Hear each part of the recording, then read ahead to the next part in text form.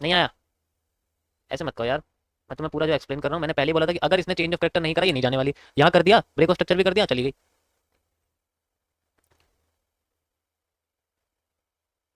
Okay so हमारे लिए मैंने क्या बोला था, कर्व लाइन का ब्रेकआउट होते तुम्हें दिखेगा, ये भी ठीक था। 50% जोन पे मार्केट ने रिवर्स करा, ये भी ठीक था। मार्केट ने चेंज ऑफ करेक्टर करा, ब्रेक ऑफ स्ट्रक्चर कर दिया, ये भी ठीक था। और अब ये मार्केट अपना मेजर ब्रेक ऑफ स्ट्रक्चर कर रही है और मेजर चेंज ऑफ करेक्टर ये कर चुकी है। अब ठीक है या नहीं है ये बताएगा, ठीक है? ओके गाइस, देखो मैं तुम्हें एक एक चीज एक्सप्लेन कर रहा हूँ तो थोड़ी यार शांत रहा करो, तुम कुछ ना कुछ बोलते, अब इसकी जरूरत नहीं है हमें। 50% से मार्केट ने अच्छा खासा हमें बुल साइड का यहाँ पर, मैंने आपको पहले बताया कि one of the most powerful bullish pressure है यहाँ पर। बाकी और किसी में है ही नहीं। यहाँ का है, यहाँ का है, यहाँ था लेकिन उठ नहीं पाई बेचारी, यहाँ भी नहीं है। ग्रीन कैंडल के ऊपर है ना। वो तो ये है कि ग्रीन कैंडल के ऊपर मानते नहीं है उसको, बस उसको हैमर में जो हम लोग कन्वर्ट करके रखते हैं, क्योंकि ज्यादातर क्या है ना, मैं इसको रेड कैंडल में मानता हूँ, वो ज्यादा बेटर रहता है। रेड कैंडल का नीचे का हिस्सा प्रेशर ज्यादा रहता है, वो उसको रियल मानते हैं। ग्रीन कैंडल में ऊपर से मानते हैं। ओके देखो ये डबल डिमांड इसकी हमें मिली है। अगर मैं ये मेजर करके दिखाऊँ आपको, जैसे पहले मेजर करा था मैंने यहाँ से, है ना, यहाँ से जो मेजर करके आपको दिखाया था, लाइक दिस। ओके, ये रहा हिस्सा हमारे पास। एंड यहाँ से अगर आप देखोगे, ये इसकी जो डबल डिमांड वाला एरिया है वो ये ही हमारे पास। डबल डिमांड अगर मैं बोलूँ वो वाला एरिया है, ठीक है, डबल डिमांड वाला एरिया। इसकी जरूरत नहीं, तो बस आपको समझाने के लिए था। कर्व लाइन का डायरेक्ट ब्रेकआउट है।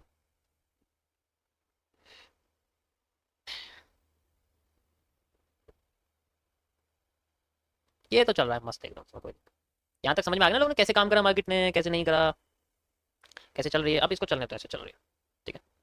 लास्ट मेरा एनालिसिस था माई मिनी रिवर्सल एरिया को बता के, मैंने बताया कि मार्केट में अगर मिनी रिवर्सल एरिया नहीं बनेगा तो ये इन्वर्टेड हेड एंड शोल्डर कैसे बन जाएगा। आप देखो इन्वर्टेड हेड एंड शोल्डर आपके सामने बन चुका है।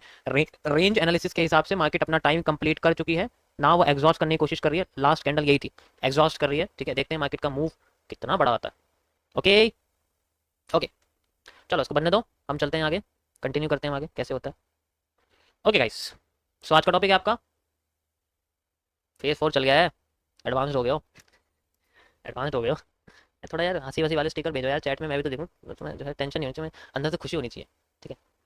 तो खुशी होनी चाहिए यार, खुशी होनी चाहिए।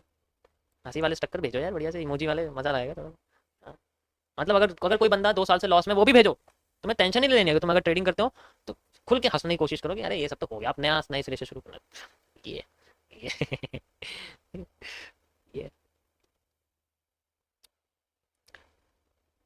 परफेक्ट, ये हुई बात, ये हुई बात गाइस। चलो अब शांत हो जाओ, अब जरा अब रुक जाओ ना, यूट्यूब हैंग मार जाएगा इतने तुम कमेंट कर रहे हो, मेरे लाइव चैट बंद हो जाएगी, मेरी हैंग कर जाएगी यार। चलो स्टार्ट करते हैं गाइस आज का टॉपिक। सो एमएमसी का फेज 4 चल रहा है।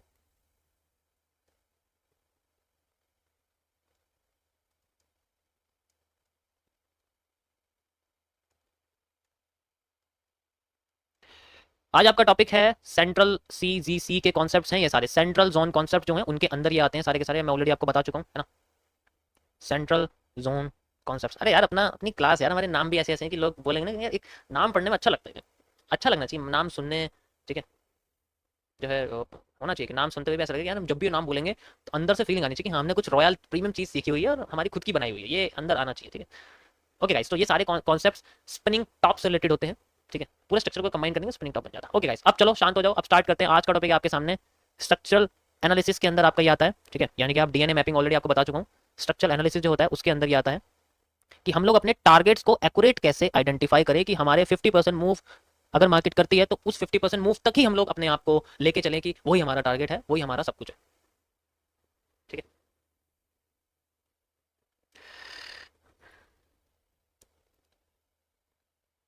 जिनकी डेट ऑफ बर्थ नहीं होती ना, जो इतने पुराने हो जाते हैं कि उनकी डेट ऑफ बर्थ लोगों को याद नहीं रहती, उन्हें भगवान कहते हैं, उन्हें गॉड कहते हैं, गॉड।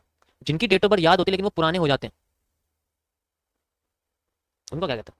उनको एंसेस्टर्स कहते हैं, उनको महाराजा राजा कहते हैं। और जिनकी डेट ऑफ बर्थ ज़्यादा पुरानी नहीं होती, उन्हें दादा परदादा कहते हैं।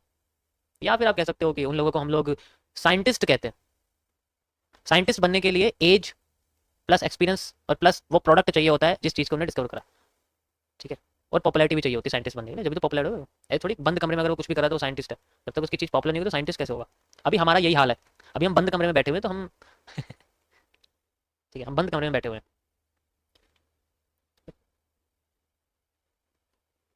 तो इसलिए कमरा खुलेगा तो फिर लोग जानेंगे अच्छी तरीके से। अभी दिमाग में सबके एसएमसी चल रही है ना, आईसीटी वाले, क्योंकि 300 साल तो गुलाम थे ही, अब जो है एसएमसी के गुलाम चल रहे हैं। कोई बात नहीं, चलो। ओके गाइस, सबका अपना अपना कॉन्सेप्ट है।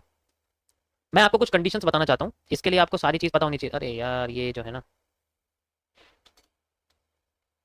ये क्या हो गया इसमें?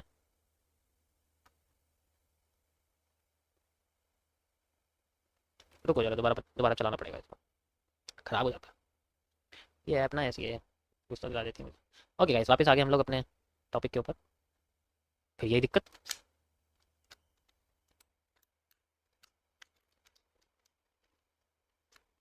सो हमारे पास है कि हम लोग किस तरीके से जो है टारगेट को कैसे आइडेंटिफाई करेंगे। जैसे मैं आपको सिंपल पहले एंगल्स के बारे में बताता हूँ कि जो मार्केट 0 डिग्री पे फ्लोट करती है, ठीक है, जो मार्केट 0 डिग्री पे फ्लोट करती है उस मार्केट के अंदर तो हम इजीली टारगेट्स को पता कर सकते हैं, ठीक है। लेकिन अगर जो मार्केट के एंगल्स होते हैं, मतलब 10 डिग्री 15 डिग्री पे मार्केट चलती रहती है, तो उसके आइडेंटिफाई करने में थोड़ी दिक्कत आती है। कैसे आइडेंटिफाई करते हैं आपको बताता हूँ। देखो मैंने आपको बोला है सीसीसी का मतलब होता है सेंट्रल एरिया, यानी कि अगर मान लो मार्केट बड़े टाइम फ्रेम पर, ठीक है, बड़े टाइम फ्रेम पर चल रही है, जैसे मार्केट अपने आप को बड़े टाइम फ्रेम पर नीचे लेके आती है, तो हम लोग इस मार्केट के सेंट्रल जोन पे अपने आप को लेके चल, जैसे मान के चलो ये 4 आवर का टाइम फ्रेम है, ठीक है, मैं इसके ये वाले हिस्से पर चल रहा हूँ। अभी मुझे नहीं पता यहाँ से मार्केट नीचे जाएगी, मैं मार्केट से नीचे बनी नहीं है, मैं ये आइडेंटिफाई कर रही हूँ, लेकिन मार्केट से नीचे चली गई। लेकिन मुझे नहीं पता था कि मैं मार्केट के किसी जोन के अंदर, मैं इस जोन के अंदर आता हूँ और मैं यहाँ पर आ जाता हूँ मान लो 5 मिनट के टाइम फ्रेम पर। तो अभी तो मैं एग्जांपल बता रहा हूँ मैं सिर्फ, वैसे टाइम फ्रेम का कोई मतलब नहीं होता, बस मैं एग्जांपल बता दूँ कि हम किसी टाइम फ्रेम के सेंट्रल, हमेशा हम किसी ना किसी टाइम फ्रेम के सेंट्रल एरिया में होते हैं। इस कॉन्सेप्ट का मतलब यही है। ऐसा नहीं कि हम मार्केट के टॉप पे बैठे और हमने ट्रेड लगाई, वो नीचे आ गई तो हमने टॉप पकड़ लिया, ऐसा कभी नहीं होता। हम उस टाइम फ्रेम के टॉप पर हैं, लेकिन एक्चुअल में हम लोग किसी बड़े टाइम फ्रेम के सेंट्रल एरिया में। तो अगर मैं मार्केट में देखूँ 5 मिनट, तो हम लोग मार्केट के टॉप पर है और यहीं से मार्केट अपने आपको नीचे लेके आ रही है, ठीक है, नीचे लेके आ रही है, नीचे लेके आ रही है, नीचे लेके आ रही है। अब मान लो यहाँ पर हमारे सामने एक स्ट्रक्चर बनता है, जिसको अगर मैं बोलूँ कि कोई एम जैसा स्ट्रक्चर बना हुआ है, ठीक है, तो इस जगह पर मार्केट अपने को कैसे लेके आती है, स्मूथली वो अपने आप को लेके आ रही है इस तरीके से, कोई दिक्कत नहीं थी, अपने आप को स्ट्रेट लेके आ रही है। तो इस जगह पर अगर हमारे सामने डब्ल्यू टाइप को स्ट्रक्चर बनता है, ब्रेकआउट करती है मार्केट, रिटेस्ट करती है, तो जैसे हमारा ये ब्रेकआउट वगैरह करती है, ठीक है, ब्रेकआउट वगैरह करती है, तो हमारे पास 80% केसेस में मार्केट अपने आप को इस रेंज में लेके आती ही जरूर है। क्यों? क्योंकि उसका जो चैनल का जो एंगल होता है वो 0 डिग्री होता है, वो इस तरीके से चलती है, तो इस तरीके में वो अपने चैनल को पूरा पूरा फिल करती रहती है। बस हमें अच्छी एरिया फाइंड आउट करना पड़ता है कि वो एरिया कहां पर है, किस तरीके से मूव करती है। लेकिन अगर इस केस में ये ऐसे हो गया, मतलब अब मार्केट अपने आप को ऐसे लेके आ रही थी और इस जगह पर डब्ल्यू बना, ब्रेकआउट हुआ, रिटेस्ट हुआ और फिर ऊपर जा, इस केस में ये अपने आप को यहां तक लाएगी, इसकी प्रोबेबिलिटी सिर्फ 20% है, ओनली 20% इज पॉसिबल। अभी मैं आपको सप्लाई डिमांड नहीं बता रहा, मैं आपको सिंपल साइकोलॉजी बता रहा हूं कि ऐसा क्यों होता है कि हम जहां लगाते हैं वहां से मार्केट नीचे आती है, ठीक है। अब हमें एंगल्स को समझना पड़ेगा और अपनी मार्केट को इस तरीके से एक चैनल के अंदर बाउंड करना पड़ेगा। नाउ वी हैव, कह सकते हो कि हमारे पास माइनस में 35 डिग्री पे एंगल चल रहा है, तो हमारा मार्केट भी 35 डिग्री पे आके ही रिवर्स कर देगा। ये होने की प्रोबेबिलिटी इसके 80% की होती है। ऐसा होता है। अब हमें भी पता है कि मार्केट हल्का सा मूव देगी, तो यार हम लोग अपना ऐसे रीजन में ही तो स्कैल्पिंग की जाती है। स्कैल्पिंग का मतलब यही है कि छोटा सा मूव निकाल के मार्केट के बाहर हो जाना। यहां तक का हम उम्मीद लगा के नहीं बैठ सकते, ऐसा नहीं हो सकता, पॉसिबल ही नहीं है तो 20% है। हर चीज पॉसिबिलिटी है इसके अंदर, लेकिन किसी की कम किसी की ज्यादा। इसी तरीके से अब ये मार्केट ऐसे थी, अगर अब ये ऐसे हो गई, अब इसकी प्रोबेबिलिटी और भी ज्यादा बढ़ जाएगी, क्योंकि हम लोग किसी ऐसे पैटर्न पे अपने आप को बिठा रहे हैं जो बुलिश है। मार्केट डाउन ट्रेंड आ रही है, बुलिश जाने की कोशिश कर रहे हैं, तुक्का बढ़ गया तो शायद बहुत ऊपर चली जाएगी। अब मार्केट अपने आप को इस तरीके से लेके आ रही है, फ्लोट कर रही है, कोई दिक्कत नहीं है, और इस जगह से अपने आप को ऐसे लाती है, ऐसे लाती है, ब्रेकआउट करती है, रिटेस्ट करती है, एंड देन अब इसके यहां जाने की प्रोबेबिलिटी बहुत ज्यादा है। नहीं, पहले यहां जाने की प्रोबेबिलिटी इसकी सबसे ज्यादा है, यहां तो इसकी 80% प्रोबेबिलिटी है, अब यहां तक जाने की प्रोबेबिलिटी इसकी 20% है कि यहां तक तो चली जाएगी, स्ट्रेट तो हो जाएगी, लेकिन और ऊपर जाएगी अपने चैनल में, ये हर बार पॉसिबल नहीं होता ऊपर जाने, क्योंकि हम लोग अपनी डिमांड से एक्स्ट्रा डिमांड मांग रहे हैं ना, ऐसा तब होता है। तो हमें अपना मूव यहां से एक्वायर करने के बाद ये एक्स्ट्रा मूव अगर एक्वायर करना होता है तो ही मार्केट करती है, वरना तो फेक आउट देकर रिवर्स करके नीचे आ जाती है। ऐसे हमें समझने की जरूरत है इसको, क्योंकि ये बहुत इंपॉर्टेंट चीज है। अब तो मैं ग्राफ पे दिखाता हूँ, ठीक है। अब अगर आप यहाँ देखोगे तो आपको यहाँ पर जो है एक वेज दिखेगा, करंट में भी चल रहा है, लाइन चार्ट में देखो, ठीक है। देखो भाई, बिगनर जो है, मैं बिगनर को सलाह दूंगा, आपके लिए कैंडलस्टिक चार्ट नहीं है, बिल्कुल भी नहीं जाना कैंडलस्टिक चार्ट पे। पहले आपको मार्केट के स्ट्रक्चर को समझना पड़ेगा, उसके लिए line chart and step line is the best, ठीक है, लाइन चार्ट बेस्ट। अब देखो आपके सामने, यहां तक तो आ जाएगी, आराम से आ जाएगी, इस चैनल तक जाने की प्रोबेबिलिटी हर बार सेम नहीं। अब जैसे देखो ऊपर नहीं उठ नीचे आ रही ना, कोशिश कर, बाकी का रीजन आप सप्लाई डिमांड से मेजर कर सकते हो कि ये कहां तक जा सकता है, कहां तक नहीं जा सकता, लेकिन अभी मैं उसके बारे में बात नहीं कर रहा, बस आपको बता रहा हूं कि अगर ये ऐसे होती तो तब हमें क्या दिक्कत आती। अब बात आती है कि हमें ऐसे कंडीशन में घुसना किस जगह होता है, क्या हमें ट्रेंड के साथ चलना होता है या हमें ट्रेंड के अगेंस्ट चल के अपना ही ट्रेंड बनाना होता है, ठीक है, अपना ही ट्रेंड बनाना होता है। कैसे? अगर हम लोग डाउन ट्रेंड में चल रही है मार्केट हमारी, ठीक है, कोई दिक्कत नहीं है, वो डाउन ट्रेंड में चल रही है, अब वो एकदम से हमारे सामने एम बनाती है और हम ब्रेकआउट पे चलते हैं और वो नीचे आके ऊपर चली जाती है। हमसे तो कहा था कि हमें ट्रेंड के साथ चलना है, अब तो वो नीचे की बजाय ऊपर भाग गई, हमने एम पे सोचा, एम ने ब्रेकआउट दिया, वो तो यहां तक भी मुश्किल आई और यहीं से पहले रिवर्स करके चली गई ऊपर, मान लो ऐसा हुआ, इसमें तो हम फंस गए। अब क्या करेंगे? यहां पर आपको सप्लाई डिमांड यूज करना पड़ेगा, इस कंडीशन में आपको सप्लाई डिमांड यूज करना पड़ेगा। अगर बहुत लेट हो चुका है तो, जैसे 3 बार मार्केट अपने आप को वेज की टॉप लाइन से कनेक्ट कर चुकी है, ऐसी कंडीशन तब होती है। या 3-4 बार वो बॉटम लाइन को अपने पैरेलल चैनल से कनेक्ट कर चुकी है, ऐसा तब होता है। अगर 1 या 2 बार करा है तो नहीं हो सकता, तो होने के चांसेस कम रहते हैं। ऐसे कंडीशन में मार्केट में रिवर्स ही किया जा सकता है, हमें सिर्फ डब्ल्यू के साथ चलना पड़ता है। फिर एफवीजी ऑर्डर ब्लॉक जो यूज करना चाहे वो कर सकते हैं। मैं अभी एंट्रीज के बारे में नहीं बता रहा हूँ, आपको एक नेचर बता रहा हूँ कि किस तरीके से नेचर काम करता है। ऐसा होने की प्रोबेबिलिटी इसकी बहुत ज्यादा है। अब यहां पर एक केस हो रहा है कि अगर ये डायरेक्ट ऊपर है जो पहले फेक आउट देके फिर ऊपर जा सकती है, ठीक है, फेक आउट देके फिर से ऊपर जा सकती है, ऐसा भी हो सकता है। तो हर चीज पॉसिबल है, लेकिन सारा खेल एंगल्स का है। स्ट्रेट होगी तो बहुत अच्छी तरीके से काम करेगी, एंगल में होगी तो हमेशा नेगेटिव में काम करेगी, इस तरीके में होगी तो हमेशा पॉजिटिव में काम करेगी। तो सारा खेल एंगल का होता है। यहां तक सबको समझ आ गया ये किस तरीके से क्या नेचर है, कैसे काम करती है? यहां तक समझ आया सबको? अभी सिंपल समझो इसको, बिल्कुल सिंपल जो मैं आपको बता रहा हूं कि हमें स्ट्रक्चर के साथ चलना है। ये तो स्ट्रेट एरिया हो गया, ठीक है, ये तो हमारे सामने स्ट्रेट एरिया हो। अब बात करते हैं बेंडिंग एरिया की। मार्केट जब बेंड करती है, जैसे कि मैंने आपको टीबीसी के अंदर समझाया हुआ है, ट्रेंड बेंडिंग कॉन्सेप्ट्स के अंदर बताया हुआ है, टीबीसी के अंदर जब भी कोई मार्केट बेंड होती है तो वहां तो एंगल्स का खेल है सारा, ठीक है। तो अब मार्केट अगर स्ट्रेट थी, ठीक है, अगर मार्केट स्ट्रेट थी, वो नीचे गिरी, धीरे धीरे करके नीचे गिर रही है, लेकिन धीरे धीरे करके अपने आप को बैंड भी कर रही है। इस कंडीशन में हमारे पास एक ही चीज होती है कि हम लोग मार्केट के पॉजिटिव होने का वेट करें। हम लोग मार्केट के, अब हमें पता भी नहीं है ना कि मार्केट बैंड होगी, क्योंकि वो अपने ब्रेकआउट करके नीचे आ रही है। हमने सोचा वो नीचे जाएगी, लेकिन नीचे गई नहीं, वो यहीं से अपने आप को बैंड करके जाने की कोशिश कर रही है। तो जिस वक्त वो अपने आप को बैंड करके ब्रेकआउट और पॉजिटिव एंगल बना दे तो मार्केट का सेंट्रल एरिया वो बन जाता है। ये सेंट्रल एरिया ऐसे नहीं होता, ऐसे होता है, जैसे तुम वर्टिकल लाइन यूज करो तो तुम देखोगे ये सेंट्रल एरिया होता है। यहां से यहां तक मार्केट का इक्वल एरिया होता है, यहां से यहां तक मार्केट का इक्वल एरिया हो सकता है, होगा नहीं, हो सकता है। तो ये सारा का सारा कॉम्प्लेक्स जैसे वो पॉजिटिव होगी पहली बार, ये मार्केट का वो रीटेस्टिंग एरिया होता है, जिसमें ज्यादातर लोग अपने आप को एंट्री करते हैं। सेंट्रल एरिया होता है, सेंट्रल एरिया से होता है। इससे पीछे मार्केट का जो लॉ था वो ऊंचा था, इससे आगे वाला भी ऊंचा होना चाहिए, तभी वो बेंडिंग करती हुई हमें दिखेगी सेंट्रल जोन के अंदर, तभी ये समझ में आएगा। अब ये ऐसा तो दिखने वाला है नहीं, बिल्कुल सिंपल, बिल्कुल साफ साफ। ये कैसे दिखेगा? ये दिखेगा तुम्हें इस तरीके से, साफ सुथरा नहीं दिखने वाला, ये ऐसे चलता हुआ दिखेगा। अब मार्केट यहां जाके फिर अपने आप को लेके चलेगी, ठीक है, समझ रहे हो ना? इस तरीके से सारा खेल पॉजिटिविटी का है, negative negative and then positive, secondary testing, moving upside, like move. फिर हम लोग अपने पैरेलल चैनल को फॉलो करते हैं और फिर मार्केट में देखो, निफ्टी में अगर तुम देखो ना ऐसे ही हुआ था निफ्टी में, बिल्कुल ज्यादातर कंडीशन में यही फॉलो होता है। मैं तुम्हें चार्ट पे दिखाता हूं, जब तक तुम चार्ट में देखो ना तुम्हें समझ में नहीं आएगा। ऐसे ही ऊपर होता है, ऐसे नीचे होता है, ये देखो आपके सामने है। अब देखो मैं आपको दिखाता हूँ, ये अगर आप देखोगे तो हमारे लिए जो पैरेलल चैनल है वो ये रहेगा। ऐसे करके अगर आप देखोगे, ये हमें मैक्सिमम पॉइंट्स कनेक्ट करने पड़ते हैं, लाइक दिस। ये मेरे सामने एक पैरेलल चैनल है, मैंने करे 1 1 2 3, इससे आगे मार्केट बनी नहीं है। अभी ये आप इमेजिन करो कि इससे आगे मार्केट बनी नहीं है, भूल जाओ कि मार्केट बनी हुई है।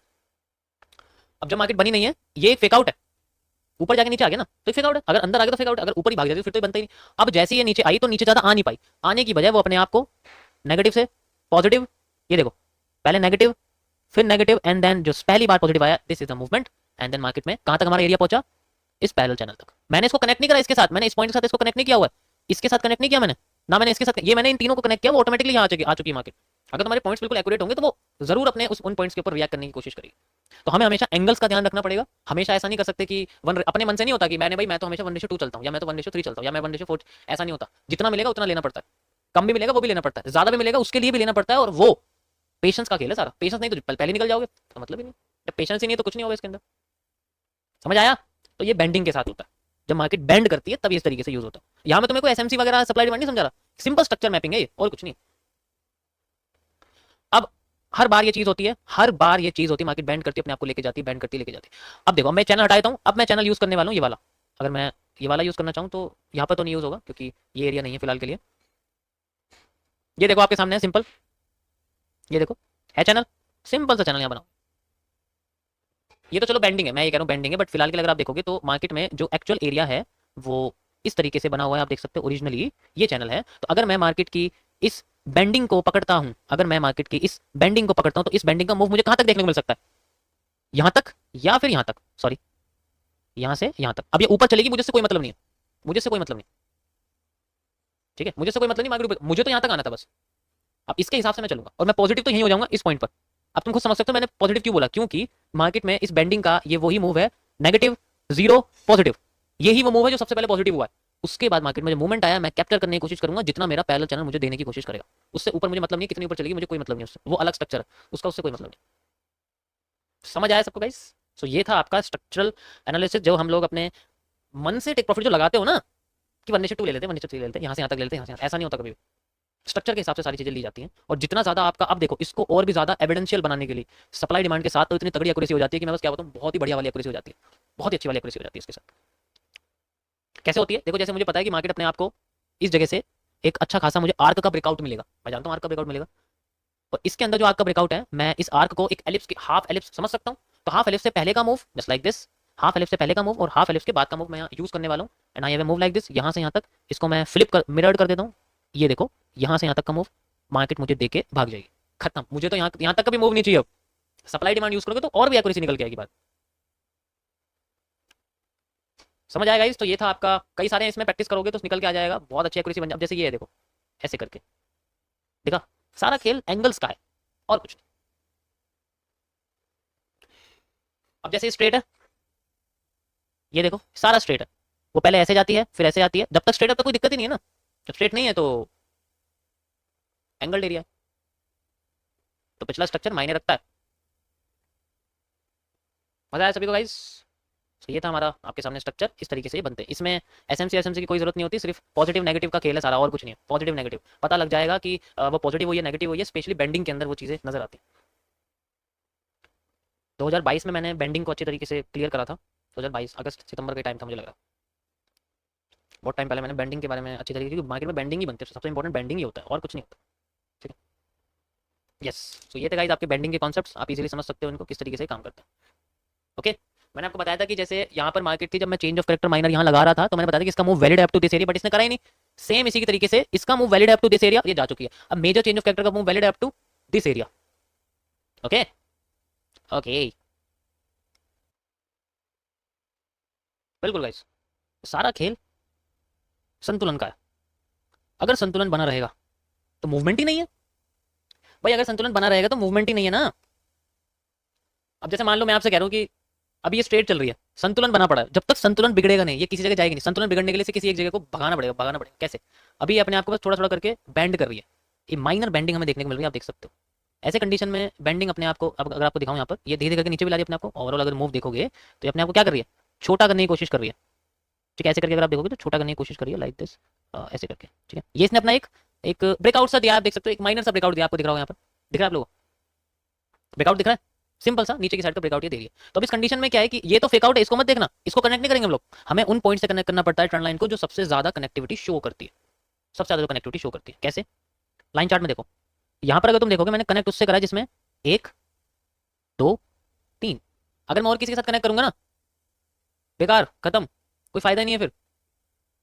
तो इसलिए लाइंस को ऐसे ऊपर मैंने 2 के साथ कनेक्ट करा और किसी के साथ हो ही नहीं सकता। तो अभी इसने क्या करा, नीचे के साथ ब्रेकआउट दिया, तो अगर ये अपने आप को नीचे लाती है, अगर इसका सेंट्रल एरिया है, और ये अगर नीचे लाती है तो यहाँ तक, या ऊपर लाती है तो यहाँ तक, क्योंकि ये एक डुअल डायरेक्शनल एरिया आप देख सकते हो। इसमें डिपेंड करेगा, जैसे कि मैंने आपको इसमें बताया था, ये वाला हिस्सा या फिर ये वाला हिस्सा, लाइक दिस, जहाँ का फिलअप वहाँ का पहला मूव फेक और फिर रिवर्सल।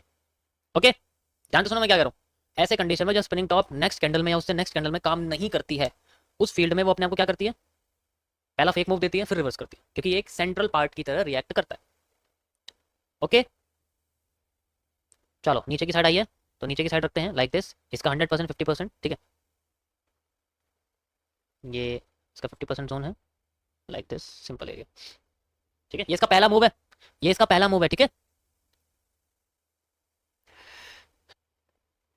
ये एरिया यहाँ तक आया, लाइक दिस, 50% पे क्रॉसिंग हुई है बस। ठीक है, अगर ये और नीचे जाती है, अगर यहाँ पर भी अगर बुलिश पैटर्न नहीं देती, ये इसका पूरा मूव है, पहला मूव है इसका। ठीक है, तो डिमांड डबल कर देंगे अगर ये नीचे की साइड अगर अपने आप को लेके आती है। वैसे तो बुलिश प्रेशर आ रहा है यहाँ पर धीरे धीरे करके।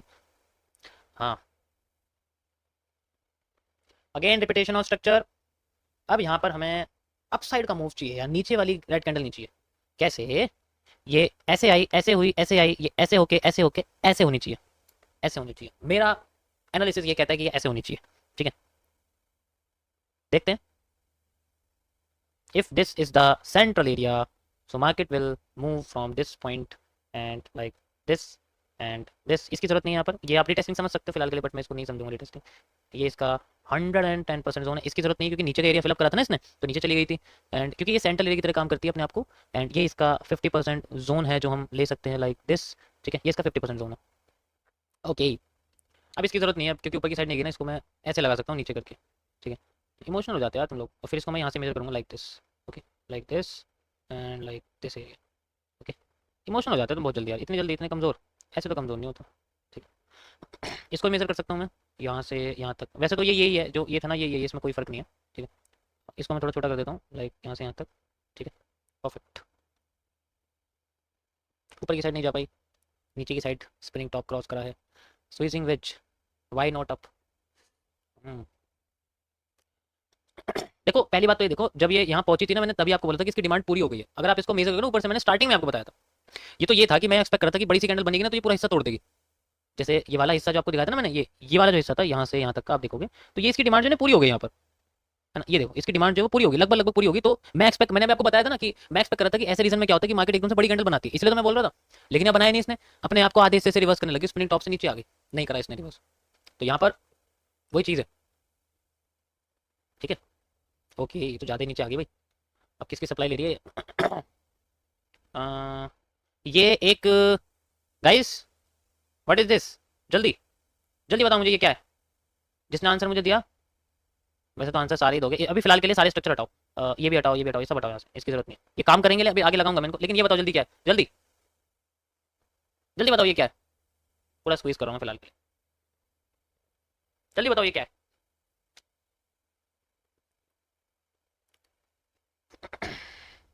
जल्दी जल्दी जल्दी जल्दी। नहीं बताया किसी ने, नहीं नहीं नहीं। ये कौन कौन है, ये कौन है? अ, चिंतन धोलिया भाई, चिंतन धोलिया, मैडी इफेक्ट। बिल्कुल सही बोला ब्रो आपने, this is a red trap. ये एक रेड ट्रैप है, ठीक है। और ये वैसे वाला रेड ट्रैप है, ऐसे ऐसे ऐसे और ऐसे वाला रेड ट्रैप है। याद होगा आप लोगों को, मैंने बताया था ऐसे करके मार्केट अपने आप को फिर ऐसे करके ले जाती है। ये वो वाला रेड ट्रैप है, याद है ना? हाँ, ऐसे हो रहा है यहाँ पर। अब ये रेड ट्रैप तो है ठीक है, और ये एसआर इंटरचेंज भी है, बिल्कुल सही बोला आपने, एसआर इंटरचेंज भी है। अब ये एसआर इंटरचेंज के ऊपर रेड ट्रैप बना हुआ है, और ये उसका फेक आउट है। ठीक है, ये उसका फेक आउट है। देखो ये सारा रीजन जो है ना, ये पूरा रीजन रेड ट्रैप का है ये, क्योंकि ये इसका बेस है, ये डब्ल्यू है, देखो ये डब्ल्यू है और इसका बेस है, ये सारा एरिया रेड ट्रैप के रिवर्सल का है पूरा। ये देखो, ये तो स्टार्टिंग है इसकी, क्योंकि मैंने कनेक्ट कैसे कर रखा है, ये जो आप देखोगे मैंने कनेक्ट करा हुआ है ऐसे करके ऐसे करके ऐसे। तो डब्ल्यू का जो पहला वाला बॉटम है ना, ये मैंने ये वाला एरिया यहाँ लगाया हुआ है। अब मैंने सप्लाई डिमांड मेजर नहीं करी यहाँ पर एग्जैक्ट वाली, अगर एग्जैक्ट करूँगा तो पता लग जाएगा कि इस एरिया में कहाँ पर हमें रिवर्सल देखने को मिल सकता है। ठीक है, ये है। अभी जैसे मैंने आपको यहाँ लगा के दिखाया था ये वाला रीजन, लाइक ये तो नहीं था, सॉरी। ठीक है, ये जो था आपके सामने, ये मैंने जो आपको यहाँ से यहाँ तक लगा के दिखाया था लाइक दिस, ये वाला हिस्सा है ना। तो इस हिस्से में मार्केट अपने आप को देखो लाती है, रिवर्स करके दोबारा चली जाती है इस रीजन में। वैसे तो सस्टेन करा है यहाँ पर, तो ये एक रिटेस्टिंग की तरह क्रिएट कर रही है, ऊपर से प्रेशर डाल रही है मार्केट पे। ठीक है, तो ये सारा जो सारा रीजन है ना, ये एक रेड ट्रैप का रीजन फिलहाल के लिए हटा दो, इसकी कोई जरूरत नहीं, क्योंकि ये तो बस आप समझ सकते हो कि इसका डब्ल्यू का पहला वाला बॉटम का एक एरिया है, सारा रीजन ये। बिल्कुल वायर फ्रेम आप कह सकते हो उसको, बिल्कुल वायर फ्रेम कह सकते हो। याद है लोगों को भाई, तुम्हारी जो है याददाश्त तो बहुत तेज हो रही है, मानना पड़ेगा। चलो यहाँ एक कव लाइन लगाते हैं, सारी की सारी बेस एंगल्फिंग और शूटिंग स्टार के साथ कनेक्ट करूंगा मैं, इन्वर्टेड हैमर भी है साथ के साथ। ठीक है, like this, and we have like this, and market has breaked out, हो चुका है ब्रेक आउट, लेकिन ये कैंडल की क्लोजिंग की वजह से हुआ है, रनिंग कैंडल ने नहीं किया है। चेंज ऑफ करेक्टर क्या है, गिरा माइनर क्या था नीचे, ये माइनर, ये दिख रहा है इन्वर्टेड हैमर, ये माइनर, ये देखो ऊपर देखो इन्वर्टेड हैमर बन रहे हैं, ये देखो सबसे ऊपर इन्वर्टेड हैमर है ना। ये माइनर चेंज ऑफ करेक्टर है, क्योंकि सबसे नीचे बना हुआ है। इसका मूव वैलिड है अप टू दिस एरिया, ये इसका इम्बैलेंस एरिया हो जाएगा ना फिर। ये देखो इसमें इसमें कोई फर्क लग रहा है? बस ये है कि जो सेंटर की कैंडल है उसके बाद का मूव इसमें बड़ा अच्छा सा आया, उसमें कमजोर हो गया था, यहाँ पर बड़ा अच्छा सा मूव आया, बाकी सब सेम है। हाँ, अब ये डिमांड सप्लाई डिमांड कंप्लीट हो चुका है, हिटलर का एसएस बन चुका है ठीक है, ये क्या है, दोबारा से वही कर्व लाइन हमारे सामने, ऐसे कर्व लाइन थी, ऐसी ये कर्व लाइन हमारे सामने मस्त एकदम मार्केट की, under area of under. What is the monthly cost of trading view, आपको मेरे डिस्क्रिप्शन में लिंक मिल जाएगी इसकी, वहाँ जाके देख लो, नहीं तो मैं तुम्हें दिखाता हूँ यहाँ से। यहाँ जाओगे ना, इसमें ऐसे करोगे, जैसे अकाउंट एंड बिलिंग में जाओगे यहाँ पर। ठीक है, तो यहाँ पर आपको दिखा देगा अपग्रेड, ये इसके वो है, यहाँ से करोगे एसेंशियल प्लस, जैसे मैं यहाँ से ट्राई करना चाहूँ तो ट्राई कर सकता हूँ इस तरीके से एड्रेस डाल के। तो वैसे फ्री मिलता है इसमें, और चाहे तो 1 महीने का ले सकते हो या फिर पूरे साल का ले सकते हो, मर्जी है। देखो मेरे को तो नीड पड़ती नहीं, क्योंकि मेरे को तो इतना काम होता नहीं है कि मैं हर चीज़ यूज़ करूँ, अलर्ट का कोई यूज़ नहीं हो, तो अपना तो काम चल जाता है ऐसे ही। बट मेरे पास है एक पेड वाला है मेरे पास ओरिजिनली, आप देखो तो ये पेड वाला ही है, ये पेड वाला है इसमें, लेकिन कोई काम यूज़ नहीं होता इसमें कुछ भी, यूज़ क्या करूँ। ठीक है, हाँ उसमें वो सब्सक्रिप्शन लगाएगा ना ऑटो वाला, ये पेड वाला है, इसमें कोई यूज़ ही नहीं होता कुछ भी।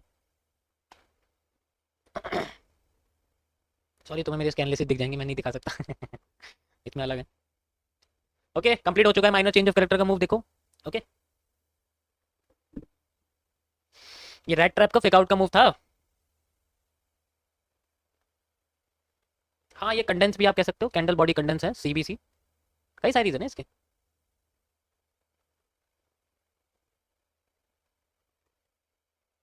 क्या ये अपने आप को बैंड कर रहे हैं? हाँ, कह सकते हो आपकी, ये ऐसे करके बैंड कर रहा है। तो एक मूव अगर यहाँ आता है ना पॉजिटिव में, तो फिर हमें bending bending bending bending bending bending bending, ऐसा वाला मूव, ऐसा वाला मूव, बेंडिंग वाला एरिया।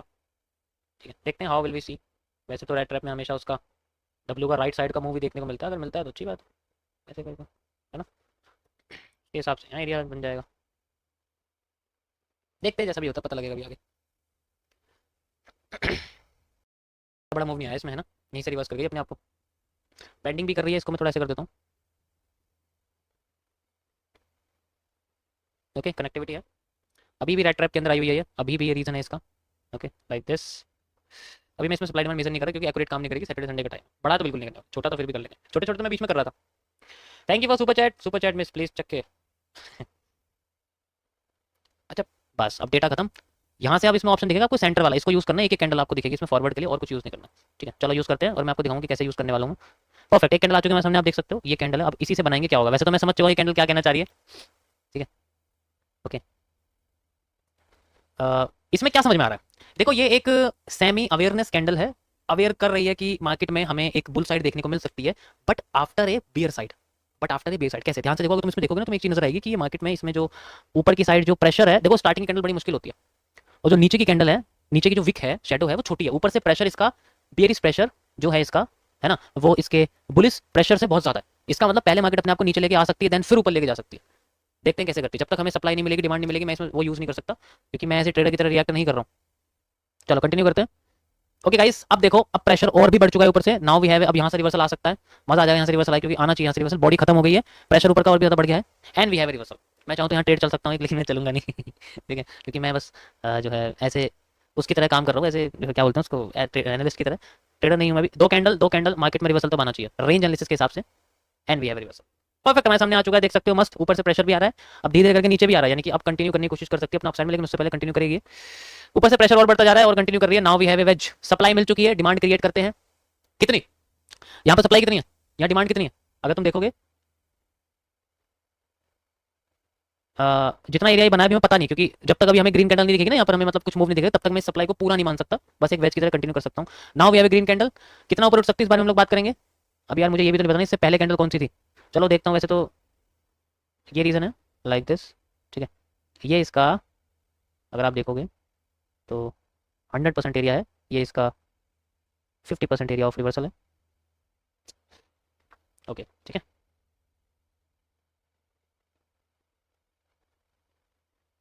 बिल्कुल क्लियर कर दिया मैंने, अब कंफ्यूजन भी नहीं होने वाली। ठीक है, ये देखो नजर आ रही है सबको, साफ साफ नजर आ रहा है। हाँ, रीटेस्टिंग मतलब एक तरह से हम कह सकते हैं जैसे मार्केट ऐसे गई और फिर अपने आप को नीचे लेके आई और फिर अपने आप को घुमा के फिर लेके गई अपने आप। जैसे यहाँ पर है ना, जैसे यहाँ पर करा हुआ, ये बड़े स्ट्रक्चर में कर सकती है, एक्सपेंड कर सकती है। देखते हैं क्या करती है। ओके, 50% रीजन से रिवर्स करा इसने, देख सकते हो, एक्जैक्ट यहाँ तक आई है मार्केट, एंड वी हैव, इसकी कोई जरूरत नहीं है अब हमें, इसकी कोई जरूरत नहीं है। We have like this, continue करते हैं। ओके, जितना मूव इसने, अब मैं सप्लाई यूज करने वाला हूँ यहाँ से यहाँ तक, ये एज ए लावा या रेनिंग स्टार की तरह रिएक्ट कर रही है, लाइक दिस। ये मेरे पास एक मूव है, मेरा वाला सिंपल। ठीक है, कंटिन्यू करते हैं। आ चुका है मार्केट यहाँ तक। ठीक है, कितना उठ सकती है इस बारे में बात करेंगे, वही सेम सेम यही हिस्सा रखूंगा मैं अभी, लाइक दिस। यहाँ से यहाँ तक, यहाँ से यहाँ तक उठ चुकी है, यहाँ तक आप देख सकते हो। ठीक है, ये एग्जैक्ट मैं यहाँ लगा सकता हूँ, लाइक दिस। मेरे पास ये रीजन है, एंड फिर मार्केट अपने आप को अगर रिवर्स करती है तो हाउ मच, हाउ मच, दोबारा से इतना ही लेंगे अगर रिवर्स करती है तो। We see a reversal area like this, यहाँ से अगर करती है, ये इसका 100% एरिया है, ये इसका 50% एरिया है, जहाँ पर भी बुलिश पैटर्न मार्केट वहाँ से रिवर्स। ओके, प्रेशर आ चुका है ऊपर से, देख सकते हो स्पिनिंग टॉप लाइक बनी है। ओके, परफेक्ट रिवर्स आ रहा है, आ रही है रिवर्सल में, आप देख सकते हो, बढ़िया एकदम। सेंटर में कोई पैटर्न आया, लेकिन ये रियल नहीं है मेरे हिसाब से, तो रियल नहीं होना चाहिए यार ये, मैं इसे रियल नहीं मानूंगा। मैं इसे रियल नहीं मानूंगा बिल्कुल भी, बेशक मार्केट ऊपर चली गई, लेकिन मैं इसे रियल नहीं मानूंगा। अगर दोबारा यहाँ आती तो मानूंगा, इसको मैं अभी कंटिन्यू रखूंगा। ये सेंट्रल जोन है यार, यहाँ कैसे आ गया, पॉसिबल नहीं है यहाँ आना इसका, ये पैटर्न यहाँ तो हैमर आना चाहिए था। कोई बात नहीं, छोड़ो। फिर से ऊपर से देखो रिजेक्शन क्रिएट हुई है, फिर से बाकी नीचे आने की कोशिश कर रही है। अगर दोबारा इस रीजन में आ गई, यहाँ नहीं आई, देखो ये दो रीजन है, अगर ये घूम के दोबारा यहाँ तक आ गई तो ठीक है ऊपर चली जाएगी, अगर ये यहाँ आ गई तो आधा करके फिर नीचे आ जाएगी। कितना नीचे आ सकती है, सप्लाई मेजर करता हूँ, यहाँ से यहाँ तक आई थी। I will use like this, क्योंकि डिमांड तो पूरी हो गई इसकी।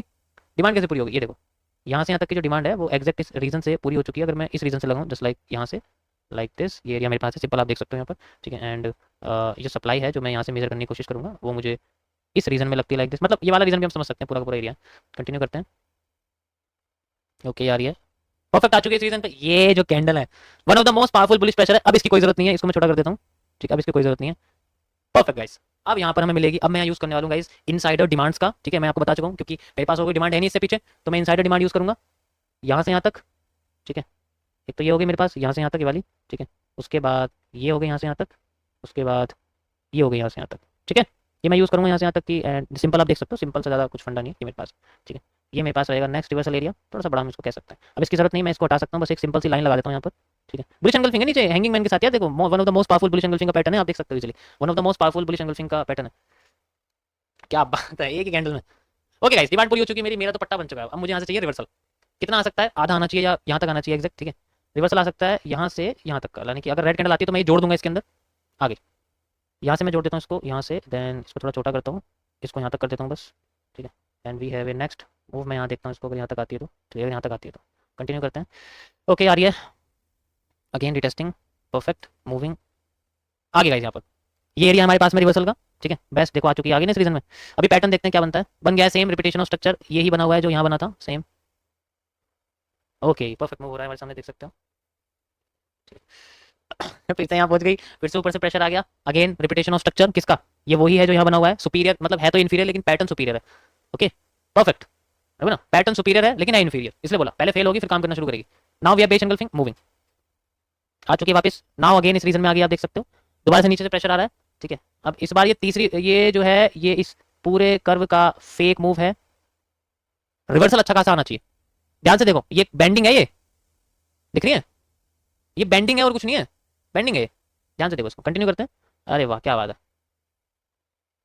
नाउ अगर इसने अपना हाई क्रॉस कर दिया इस बार, तो सारी की सारी डिमांड में कर दूंगा एग्रीगेट और फिर बड़ा सा मूव निकलेगा, सारी डिमांड में जोड़ दूंगा इसके अंदर, इनसाइडर डिमांड यूज करूंगा। सेंट्रल एरिया आ चुका है, देखो सेंट्रल पॉइंट है, जितना नीचे थी उतना ऊपर करते, बहुत बढ़िया गाइस। अब मैं यहाँ पर इनसाइडर डिमांड यूज करने वाला हूँ अगेन, एक दो तीन, अरे यार ये लॉक क्यों नहीं हो रहा है, अच्छा हो जाएगा, चार पाँच छः सात और एक आठ, ठीक है। एक दो, इनसाइडर डिमांड इसलिए यूज करते हैं जो वो बेंडिंग वगैरह में हो, उसका मूव तो अच्छा खासा, मैं आपको बताया ना कि 4-5 कैंडल से ज्यादा ट्रेंड बनाए अगर किसी भी बेंडिंग वगैरह के अंदर, ठीक है, वो आपको दिखे लाइक दिस ऐसे, and we have move like this. थोड़ा नीचे हो जाए यार, ओके अगेन ये मेरे पास है। मजा आ रहा है लोगों को तुम्हें, देखो ट्रेडिंग से बढ़िया चीज़ है ठीक है, ट्रेडिंग से बढ़िया चीज़ है एकदम मस्त, एक्यूरेसी बहुत अच्छी आती है इससे। तो मैं एमएमसी बता रहा हूँ, मैं एसएमसी यूज नहीं कर रहा हूँ यहाँ पर सिंपल। अब तुम कहोगे ये तो बहुत ही ज्यादा ऊपर हो गया, भाई यही है असलियत है, ये ऐसी होता है। अभी तुम्हें एक चीज और दिखाऊंगा करके, रुको रुको जरा सबर करो, देखो बार पैटर्न यूज करने वाला हूँ मैं, एक दो, लिख रहा है पूरा यहाँ से ये ऐसे, अभी तो और जुड़ेगा अंदर अंदर के, लेकिन मैं जोड़ नहीं सकता कि कैंडल क्या जोड़ो, अभी सिंपल ऐसे समझो। कंटिन्यू करूँ, करूँ कंटिन्यू, बेइज्जती होगी या काम करेगी इनसाइडर डिमांड है, काम करेगी, कॉन्फिडेंस होना चाहिए यार। उठ रही है, ये हटाओ 2 मिनट के लिए, उन्हें कंफ्यूज कर देगी। एंगल तो यही है, ओके उठना शुरू कर रही है, परफेक्ट एंड मूविंग, क्या बात है, थोड़ा सा और, थोड़ा सा और, बढ़िया। देखो वहीं जाके one of the most powerful bearish pressure इसका आया है, दिखा आप लोगों को एग्जैक्ट वहीं जाके आया, एकदम सेम जगह पे आया। इससे ये सिद्ध होता है कि मार्केट में हमने एग्जैक्ट बढ़िया डिमांड मेजर करी है अंदर की, इसीलिए हमें one of the most powerful ऊपर का बेरिश प्रेशर देखने को मिला है। परफेक्ट। अब अगर मार्केट को नीचे गिरना है, रिवर्सल यहाँ से आना चाहिए, कितना रिवर्सल आना चाहिए, जितना ये था उतना आना चाहिए रिवर्सल, ठीक है। देखते हैं इतना रिवर्सल आता है, we need a reversal like this, इतना रिवर्सल चाहिए मार्केट से, ठीक है। तो पहला ये आफ्टर रेड कैंडल, फिर मैं इसके दो हिस्से कर दूंगा 50% और 100%।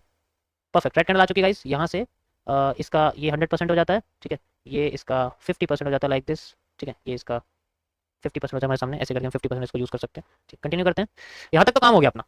अब ये क्या है, ये एकदम से नीचे ऐसे नहीं आ सकती क्योंकि बहुत ऊपर जा चुकी है, तो कंटिन्यूएशन ज्यादा करेगी, तो मैं ये रीटेस्टिंग मांग रहा हूँ, मार्केट ऐसा कैसे चली जाए, ऐसा कैसे चली जाए। अगर इससे नीचे चली गई तो पॉसिबिलिटी नहीं है कि ये ऊपर आएगी, फिर अगर इससे नीचे चली गई ना कैंडल की, नीचे आके अपने आपको कैंडल की बॉडी क्लोज करती तो फिर खत्म है, फिर नहीं जा सकती ऊपर। ये दो रीजन इसकी रीटेस्टिंग है। ओके अभी नहीं आया है, ओके आया है, पहली बार आया है, मुझे कुछ डाउट लग रहा है, फेक हो सकता है, जितनी सप्लाई थी उतनी यहाँ तो आ गई, लेकिन टुकड़ों में आई तो पावरफुल भी हो सकती है, बीच में एकदम सही है, फेक कैंडल है इसका मतलब,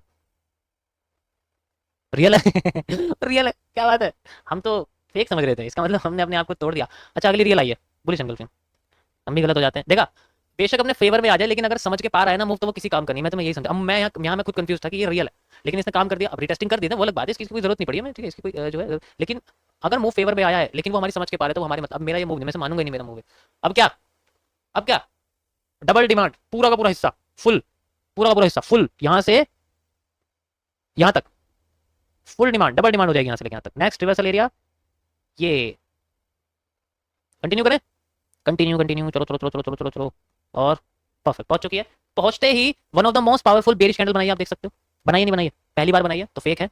जब तक ये अपना कैरेक्टर चेंज नहीं करेगी, ऐसी करती रहेगी, कमजोर करती रहेगी अपने आप को। वी नीड ए ब्रेकआउट, ठीक है, ये ब्रेकआउट करेगी तभी बाहर निकलेगी। लेकिन ये है कि यहाँ अपना मूव आ गया, इसमें डबल डिमांड हो गई है, ठीक है। कंटिन्यू करते हैं। ओके, देखा फेक है, अब तो फेक है, अब नहीं जा सकती नीचे, गई ऊपर, परफेक्ट। अब देखते हैं कि, क्योंकि अगर आप देखोगे तो थोड़े ज्यादा और ज्यादा और ज्यादा हो सकता है, देखते हैं, हो सकता है नहीं, वैसे होना तो चाहिए। अरे भाई ये क्या हो गया, हो रहा है हो रहा है हो रहा है हो रहा है, आ रही है रिवर्सल, आ रहा है, आ गया। One of the most powerful base power, now we have a reversal, perfect.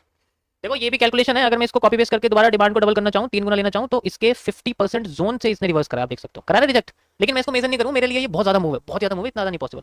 Breakout कर दिया है, गुस्से में करा वैसे तो इसने, बट ठीक है, फेक आउट कंसिडर कर दिया। ओके, फेक आउट बहुत ही गंदे वाला, गुस्से में मूव है ना, ये इसका 100% जोन है। ये लास्ट है, जिसके बाद मैं बार रिप्ले बंद कर दूंगा, थक गया हूँ मैं। कंटिन्यू करते हैं। Now we have tapping and then markets, और भी ज्यादा मूव। अबे भाई कितना जाएगी ये,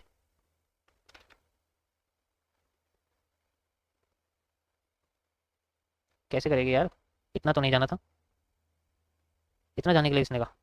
50% से रिवर्स कर रही है, फिर से यहाँ पहुंच गई, क्या बात है। फिर उठ रही है यार, इस रीजन पे। अब बैंड हो रही है, देखो अब बैंड होती जा रही है, हो रही है ना बैंड, धीरे धीरे करके, क्योंकि बहुत ऊपर उठ चुकी है, डायरेक्ट रिवर्सल नहीं आ सकता, धीरे धीरे करके आएगा, अगर आएगा तो। बेंडिंग होके आ रहा है। हाँ बेंडिंग होके आ रहा है, ज़्यादा बड़ा हो गया स्ट्रक्चर। चलो, मतलब डिमांड कितनी होगी, ओहो डिमांड होगी 4 गुना, सप्लाई भी चाहिए 4 गुना, आ रही है सप्लाई। ओके गाइस, यहाँ तक ठीक है यार, बहुत ही ज़्यादा। वो कितना बड़ा मूव आया देखा तुमने, मतलब यहाँ तो हम छोटे छोटे सीजन्स में खेल रहे थे, अब तो कुछ ज़्यादा ही हो गया है। तो 2 बार फटका लगा हमें, एक तो यहाँ पर लगा फटका, फेक समझ के रियल निकल गई, ऐसे यहाँ पर लगा था, फेक समझ के रियल निकल गई, लेकिन दोबारा फिर यहाँ आई थी, वो अलग बात है, यहाँ दोबारा फिर आई थी यार। हाँ तो देखो, आप प्रैक्टिस कर सकते हो, ओनली फॉर प्रैक्टिस आप इस ब्रोकर का यूज कर सकते हो, not for trading, only for practice. Okay guys, आगे देखते हैं कहाँ तक गई है मार्केट यार, देखिए तो सही। और ये तो और ऊपर तक गई है, डिमांड मुझे लगता है 6-7 गुना कर दिया इसने, 6 गुना कर दिया डिमांड, ठीक है, 6-7 गुना कर दिया। देखो मैंने सब कुछ तुम्हें मेजर्ड मूव करके दिखाया है, तो इसमें ना तो कोई, ठीक है, ना तो मैं कह सकता हूँ कि मेजर्ड मूव मैंने आपको करके दिया, सप्लाई डिमांड। देखो ये चीज़ कोई कॉपी करके नहीं बता सकता, अगर कोई कॉपी कर रहा है तो वो एक्यूरेट काम नहीं करेगा। अगर मान लो मैं इस ग्राफ को अपने किसी एक स्क्रीन पर खोल के बैठ जाऊँ और उसको देख देख के कॉपी करके बताता रहूँ, तब भी नहीं कर पाएगा, ठीक है, क्योंकि ये पॉसिबल तभी होगा जब सामने से कर रहे हो, जब तो मूव दिखेगा, अब तुम्हें जितनी लाइंस में लगा के यहाँ दिखा रहा हूँ उसके हिसाब से तुम देखो, डिमांड के हिसाब से एरिया है सारा, ठीक है। तो आप यूज कर सकते हो इसको जैसा चाहे, लाइव में भी आपके सामने बन रहा है, आप देख सकते हो कब लाइन ब्रेकआउट हो चुकी है। तो यहाँ पर भी यही चीज़ है, और यहाँ पर देखो ये रेड ट्रैप का मूव अब जाके कंप्लीट हुआ है, ठीक है, रेड ट्रैप का मूव अब जाके कंप्लीट हुआ है, ये मैंने ऑलरेडी यहाँ लगा रखा था, आप देख सकते हो। ठीक। इसमें उतना ही मूव आता है जितना आपका जो है ना यहाँ से आता है, देखो मैं मेजर करके दिखाता हूँ, इसमें उतना ही मूव आता है जितना इसका यहाँ तक आता है, लाइक दिस। अगर आप देखोगे ये मूव जो आपका, मैं यहाँ लगा देता हूँ इसको, क्योंकि वो मैंने शायद तब लगाया था जब मार्केट नीचे आई भी नहीं थी। ओके, आज के लिए इतना काफ़ी है, क्योंकि आज का आवाज़ क्लियर होना बहुत इंपॉर्टेंट है, ठीक है। यो, ओके गाइस, चलो स्टार्ट करते हैं। पहले मैं गोल्ड का थोड़ा बहुत कर देता हूँ एनालिसिस, लाइव में देख लेते हैं क्या हो रहा है क्या नहीं हो रहा है ना। ओके सो ये स्टेट अपने आप को उठा के लेके जा रही है, ऑलरेडी मैंने आपको इसमें एनालिसिस करके बताया था, ठीक है। अभी ये कंटिन्यू कर ही रही है, रिवर्सल इसका अब पॉसिबल लग रहा है आने के लिए। ठीक है, एक बार चलते हैं अपने टेलीग्राम चैनल पे, लिंक मैंने यहाँ पिन कर रखी है, आप जाके देख सकते हो, ठीक है। एक बार देखते हैं कि पहले मैंने गोल्ड का इसमें क्या एनालिसिस करा था, उसके बेसिस पे क्या हमें देखने को मिल रहा है, कंटिन्यू कर रही है नहीं कर रही है, ठीक है। कि सारा कॉन्सेप्ट जो है वो डिपेंड करता है इसके बेसिक मूव के ऊपर, and this is the area. Okay, अभी कंटिन्यू में है, ठीक है। ये आगे का एनालिसिस था, जब तक ये कर्व लाइन ब्रेक नहीं करेगी तब तक ऐसा कुछ देखने को नहीं मिलेगा। सॉरी 2 घंटे का टाइम फ्रेम है, हाँ ये रहा, ये 2 घंटे का टाइम फ्रेम आपके सामने। मैंने आपको बताया था कि इसमें जो आपको जो कर्व लाइन है जब तक ब्रेक नहीं करेगी तब तक हमें ऐसा मूव देखने को नहीं मिलेगा, एंड अभी भी नहीं करा इसने। और ये पहली कंडीशन थी जो मैंने आपको बताई थी, ठीक है। अब दूसरी कंडीशन क्या थी कि अगर ये ब्रेक नहीं करती है तो क्या देखने को मिलेगा, वो मैंने सेकंड कंडीशन में आपको इसमें दिखाया था कि अगर ये अपनी ब्रेक लाइन नहीं करती तो ये अपने आप का जो डिमांड है वो डबल या फिर 1.5x करने की कोशिश करेगी, and we have the condition. अभी फिलहाल के लिए चल रही, क्योंकि ऑलरेडी फ्राइडे को करा था मैंने, तो सैटरडे संडे मार्केट बंद रही थी, तो कोई बड़ा मूव यहाँ देखने को नहीं मिला था, है ना। अभी कंटिन्यू कर रही है, देखते हैं कुछ 40-50 घंटों में इसके अंदर मूव आना चाहिए, अच्छा सा, देखते हैं किस साइड आता है, ठीक है। थोड़ी बहुत कंसोलिडेट करके अपने आप को मूवमेंट देने की कोशिश करेगी, क्योंकि ये एक की लेवल है। और आज की नाइट की स्ट्रीम में मैं ऑलरेडी आपको बता चुका हूं, मैंने टॉपिक शेयर कर दिया आपको नाइट स्ट्रीम का, ठीक है। ओके गाइस, चलो स्टार्ट करते हैं हम लोग। इसमें मेरा कोई एनालिसिस नहीं रहेगा जब तक पुराने नहीं होंगे कंप्लीट, मैं नया नहीं करूंगा, मैं ओवरराइट नहीं करने वाला, इसलिए मैं सीधे 1 मिनट के टाइम फ्रेम पे आ रहा हूं, and we will analyse on 1 minute time frames. You can see easily, यहां पर मैं एक छोटी सी रेंज रख रहा हूं गाइस, यहां से लेके यहां तक की 1000-1200 पॉइंट की रेंज है ये, यहां से लेके यहाँ तक कि मतलब ये बस इस रेंज के अंदर मैं रहूंगा, इसके बाहर का मुझे कोई मतलब नहीं। अभी फिलहाल के लिए अगर आप देखोगे तो यहाँ पर मार्केट अपने आप को स्ट्रेट लेके आ रही है नीचे, ये एक HCR का पैटर्न है और आप देख सकते हो यहाँ पर जो हमारे सामने सपोर्ट्स हैं SR इंटरचेंज के साथ, वो भी करंटली मार्केट में बने हुए हैं। ये क्या है, ये एक सपोर्ट रेजिस्टेंस इंटरचेंज एरिया है। वाई? क्योंकि देखो यहाँ पर ना, यहाँ पर मार्केट ने पहले रेजिस्टेंस लिया है, क्रॉस करते ही ये सपोर्ट बन गया, सपोर्ट बन गया, सपोर्ट बन गया, सपोर्ट बन गया, सपोर्ट बन गया, क्रॉस करते ही रेजिस्टेंस बन गया, क्रॉस करते ही सपोर्ट बन गया, एंड देन सपोर्ट बनने की कोशिश कर सकता है अगर यहाँ पर कुछ भी बुलिश पैटर्न दिखाई देते हैं तो। उसके लिए हम लोग सप्लाई डिमांड मेजर करेंगे एक्चुअली में देखा जाए, क्योंकि इसके बाहर का रीजन एक फेक आउट कंसिडर किया जाएगा। Okay, fake out. तो ये समझ में आ गया। अब आगे देखते हैं कि ये किस तरीके से अपने आप को लेके चलता है। देखो जैसे जैसे मार्केट नीचे आ रही है आप देख सकते हो बुलिश प्रेशर आने शुरू हो गए धीरे धीरे करके, यहाँ आके अपने आप को ऐसे करके बैंड भी कर रही है। आप देख सकते हो कि डायरेक्ट रिवर्सल इतने लंबे मूव के बाद पॉसिबल नहीं होता। ठीक है, ओके। अब यहाँ पर एक इन्वर्टेड हैंड शोल्डर बना था, उसका मूव अभी कंप्लीट हुआ है। इसका मतलब इस पैटर्न का इससे कोई लेना देना नहीं है, तो इसकी डिमांड मेजर नहीं कर सकते आगे मूव के लिए, इससे कोई लेना देना नहीं है फिलहाल के लिए। अभी हमें कुछ नया ही देखना पड़ेगा।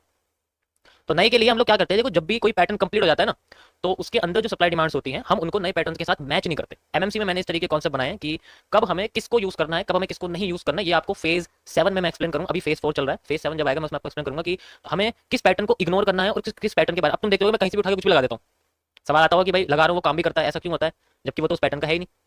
तो वही आपको फेज 7 में आपको मैं समझाऊंगा, नेक्स्ट से नेक्स्ट वीक आपको दिखेगा वो। ठीक है, यानी कि अगले महीने आपको दिखेगा जो दिखेगा, उससे पहले मैं आपको इसमें समझाऊंगा। ठीक है, अब ऐसी कंडीशन में हमें क्या करना होता है, हम लोग सप्लाई डिमांड नहीं यूज कर सकते, हमें लाइंस यूज करना पड़ता है, ऐसे कर्व लाइन, स्ट्रेट लाइन ऐसा यूज करना पड़ता है। पिछले वाले को मेजर नहीं कर सकते हम लोग, तो इसलिए मैं यहाँ पर एक कर्व लाइन यूज करने वाला हूँ, जस्ट लाइक दिस। आप देख सकते हो ऐसे करके सारी की सारी पॉइंट्स यहाँ कनेक्ट करूंगा, ऐसे करके आप देख सकते हो, क्योंकि ऐसे आ रही ना मार्केट, तो मैं ऐसे थोड़ी कर्व लाइन बना दूंगा, स्ट्रेट लाइन यूज नहीं हो सकती फिलहाल के लिए। ओके, मेरी स्ट्रीम पर कोई भी ट्रेडिंग नहीं करेगा, बाय सेल नहीं करेगा, मेरे एनालिसिस के बेसिस पे कुछ भी नहीं करेगा। You can only learn how the market is working. मैंने सारी की सारी बेस एनगल्फिंग कनेक्ट करी है, 1 2 3, और देखो यहाँ हमें सबसे पहले इसका एक ब्रेकआउट देखने को मिल रहा है। एंड एसएमसी की भाषा में बात करूं तो हमारे लिए एक माइनर चेंज ऑफ करेक्टर क्या है, ये मेजर चेंज ऑफ करेक्टर ये है। ठीक है, माइनर मतलब अंडर का, अंडर वाला, ये मेजर वाला। Got it, got it. मैंने बोला था कि अगर इस जगह पर हमें बुलिश पैटर्न देखने को मिलते हैं तो ही मार्केट अपने आप को उठाएगी। एंड यू कैन सी नीचे दो हैमर बने हुए हैं पावरफुल, और इनवर्स बेरिश एंगल्फिंग भी हम इसको कह सकते हैं, जिसे हम लोग ओरिजिनली बुलिश एंगल्फिंग कह सकते हैं। बट ये अपने अगर इनसाइडर डिमांड को यूज करना चाहती है तभी पॉसिबल है, जब अपने चेंज ऑफ करेक्टर को क्रॉस करके ब्रेक ऑफ स्ट्रक्चर कर देगी तब। ठीक है, ये हम लोग इसको कहते हैं। अभी फिलहाल के लिए अपने आपको बैंड भी कर रही है, आप देख सकते हो। ओरिजिनली मैंने कर्व लाइन इसीलिए बनाई ताकि आपको बैंडिंग समझ में आए। ठीक है, तो सारा खेल इस कैरेक्टर का है। If it is crossing then continue, अगर नहीं करती तो ब्रेक ऑफ स्ट्रक्चर क्या रहेगा, जो उठा रहा है। उठा आप ओरिजिनली समझ सकते हो, हैमर उठा रहा है, बार बार फेल हो रहा है, बार बार फेल हो रहा है, बार बार फेल हो रहा है, बार बार फेल हो रहा है। इस बार उठा के ये अपने आप को अगर क्रॉस करता है तो ये सुपीरियर हो जाएगा, सारी की सारी बेस एंगल्फिंग पावर खत्म हो जाएगी। Got it, got it. Yes और नो तो कर दो, कुछ तो कर दो यार, ऐसे तुम बोल दो, कर दो यार, ऐसे तुम बोल दो।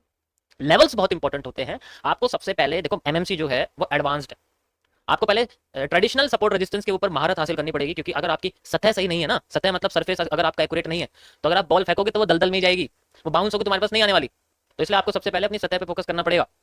हर सतह काम नहीं करती, 100% तो कभी कोई चीज काम नहीं करती, लेकिन कुछ तो करेगी।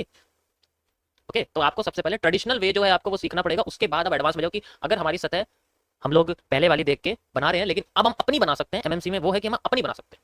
ठीक है, समझ आया? बिल्कुल। Now we have it. देखो मैं कमोडिटी के स्ट्रीम में बैठा हूं, तो कोई भी मेरे सामने ना इंडियन मार्केट की बात करेगा ना क्रिप्टो की। ओके, अब देखो इसने चेंज ऑफ कैरेक्टर नहीं करा ना, अगर ये नहीं करेगी ना तो नहीं जाने वाली है, इसको करना पड़ेगा। इनसाइडर डिमांड्स को तभी ऐड किया जा सकता है जब वो अपने कैरेक्टर्स को चेंज करे, उससे पहले नहीं करा जाता।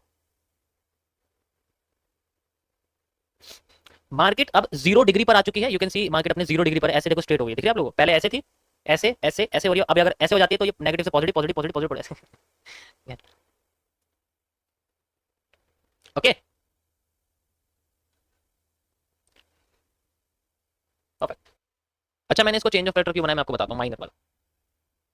ध्यान से अगर देखोगे तो ये एक शूटिंग स्टार जैसा पैटर्न है। अब जरा टॉप पे आना एक बार, ये क्या बना हुआ है यहाँ पर, ये क्या बना हुआ है यहाँ पर, समझ आया?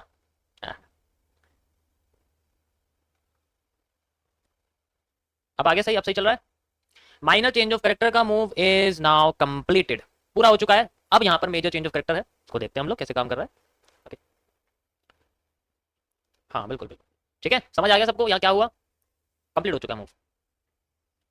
अब तो सबको समझ में आया व्हाट इज दिस लाइन, समझ में आया इस लाइन की क्या वैल्यू होती है, कैसे मार्केट में सपोर्ट क्रिएट होते हैं नए, कैसे मार्केट में रेजिस्टेंस क्रिएट होते हैं, वो डिपेंड करता है कि वो क्रॉसिंग करके किस साइड जा रही है। ठीक है, वो सेंट्रल लाइन की तरह रिएक्ट नहीं करती है। एसआर इंटरचेंज का मतलब है कि वो मार्केट में सेंट्रल लाइन की तरह रिएक्ट नहीं करेगी, वो किसी एक लेवल की तरह रिएक्ट करेगी, मतलब रिवर्सल लेवल जो होता है उसकी तरह रिएक्ट करेगी। ठीक है, मतलब रिवर्सल लेवल की तरह रिएक्ट करेगी, ऐसा होता है। अगर मैं सेंट्रल लाइन बोलूँ तो मुझे इस इन्वर्टेड हेड एंड शोल्डर के जो शोल्डर्स हैं वहां लगाना पड़ेगा, वहां मुझे सेंट्रल लाइन दिखेगी। अभी जो मार्केट है वो सेंट्रल लाइन पे चल रही है, इसीलिए मैंने बोला कि यहाँ तक इसका मूव कंप्लीट हो चुका है। अब ये चाहे तो यहाँ पर थोड़ा कंसोलिडेट करके एक नया मूव दे सकती है, जो कि भाई मैं चिल्लाने लग गया घर वालों पर, नेट को क्या हो गया मेरे, take move and then reversal क्या क्या बात है। तो सेंट्रल लाइन का मतलब है जैसे ये जो आपको दिख रहा है ना, ये मार्केट का सेंट्रल एरिया है, ध्यान से देखो, यहाँ तुम्हें सपोर्ट रेजिस्टेंस नहीं मिलने वाले, यहाँ तुम्हें मिलेगा क्रॉसिंग एंड क्लोजिंग, क्रॉस करी क्लोज करी क्रॉस करी क्लोज करी क्रॉस करी क्लोज करी। ठीक है, क्रॉस करी क्लोज करी। अगर आपको थोड़ी नेटवर्क में दिक्कत पड़ रही है अभी तो कुछ स्ट्रीम का कुछ टाइम पीछे कर लो अपना, ठीक है। तो सेंट्रल जोन अलग होता है। मजा आ रहा है सभी को? स्टार्ट किया जाए टॉपिक, चलो स्टार्ट करते हैं। ओके गाइस, अब चुप हो जाओ सारे, मुझे बोलने देना। एक मिनट जरा,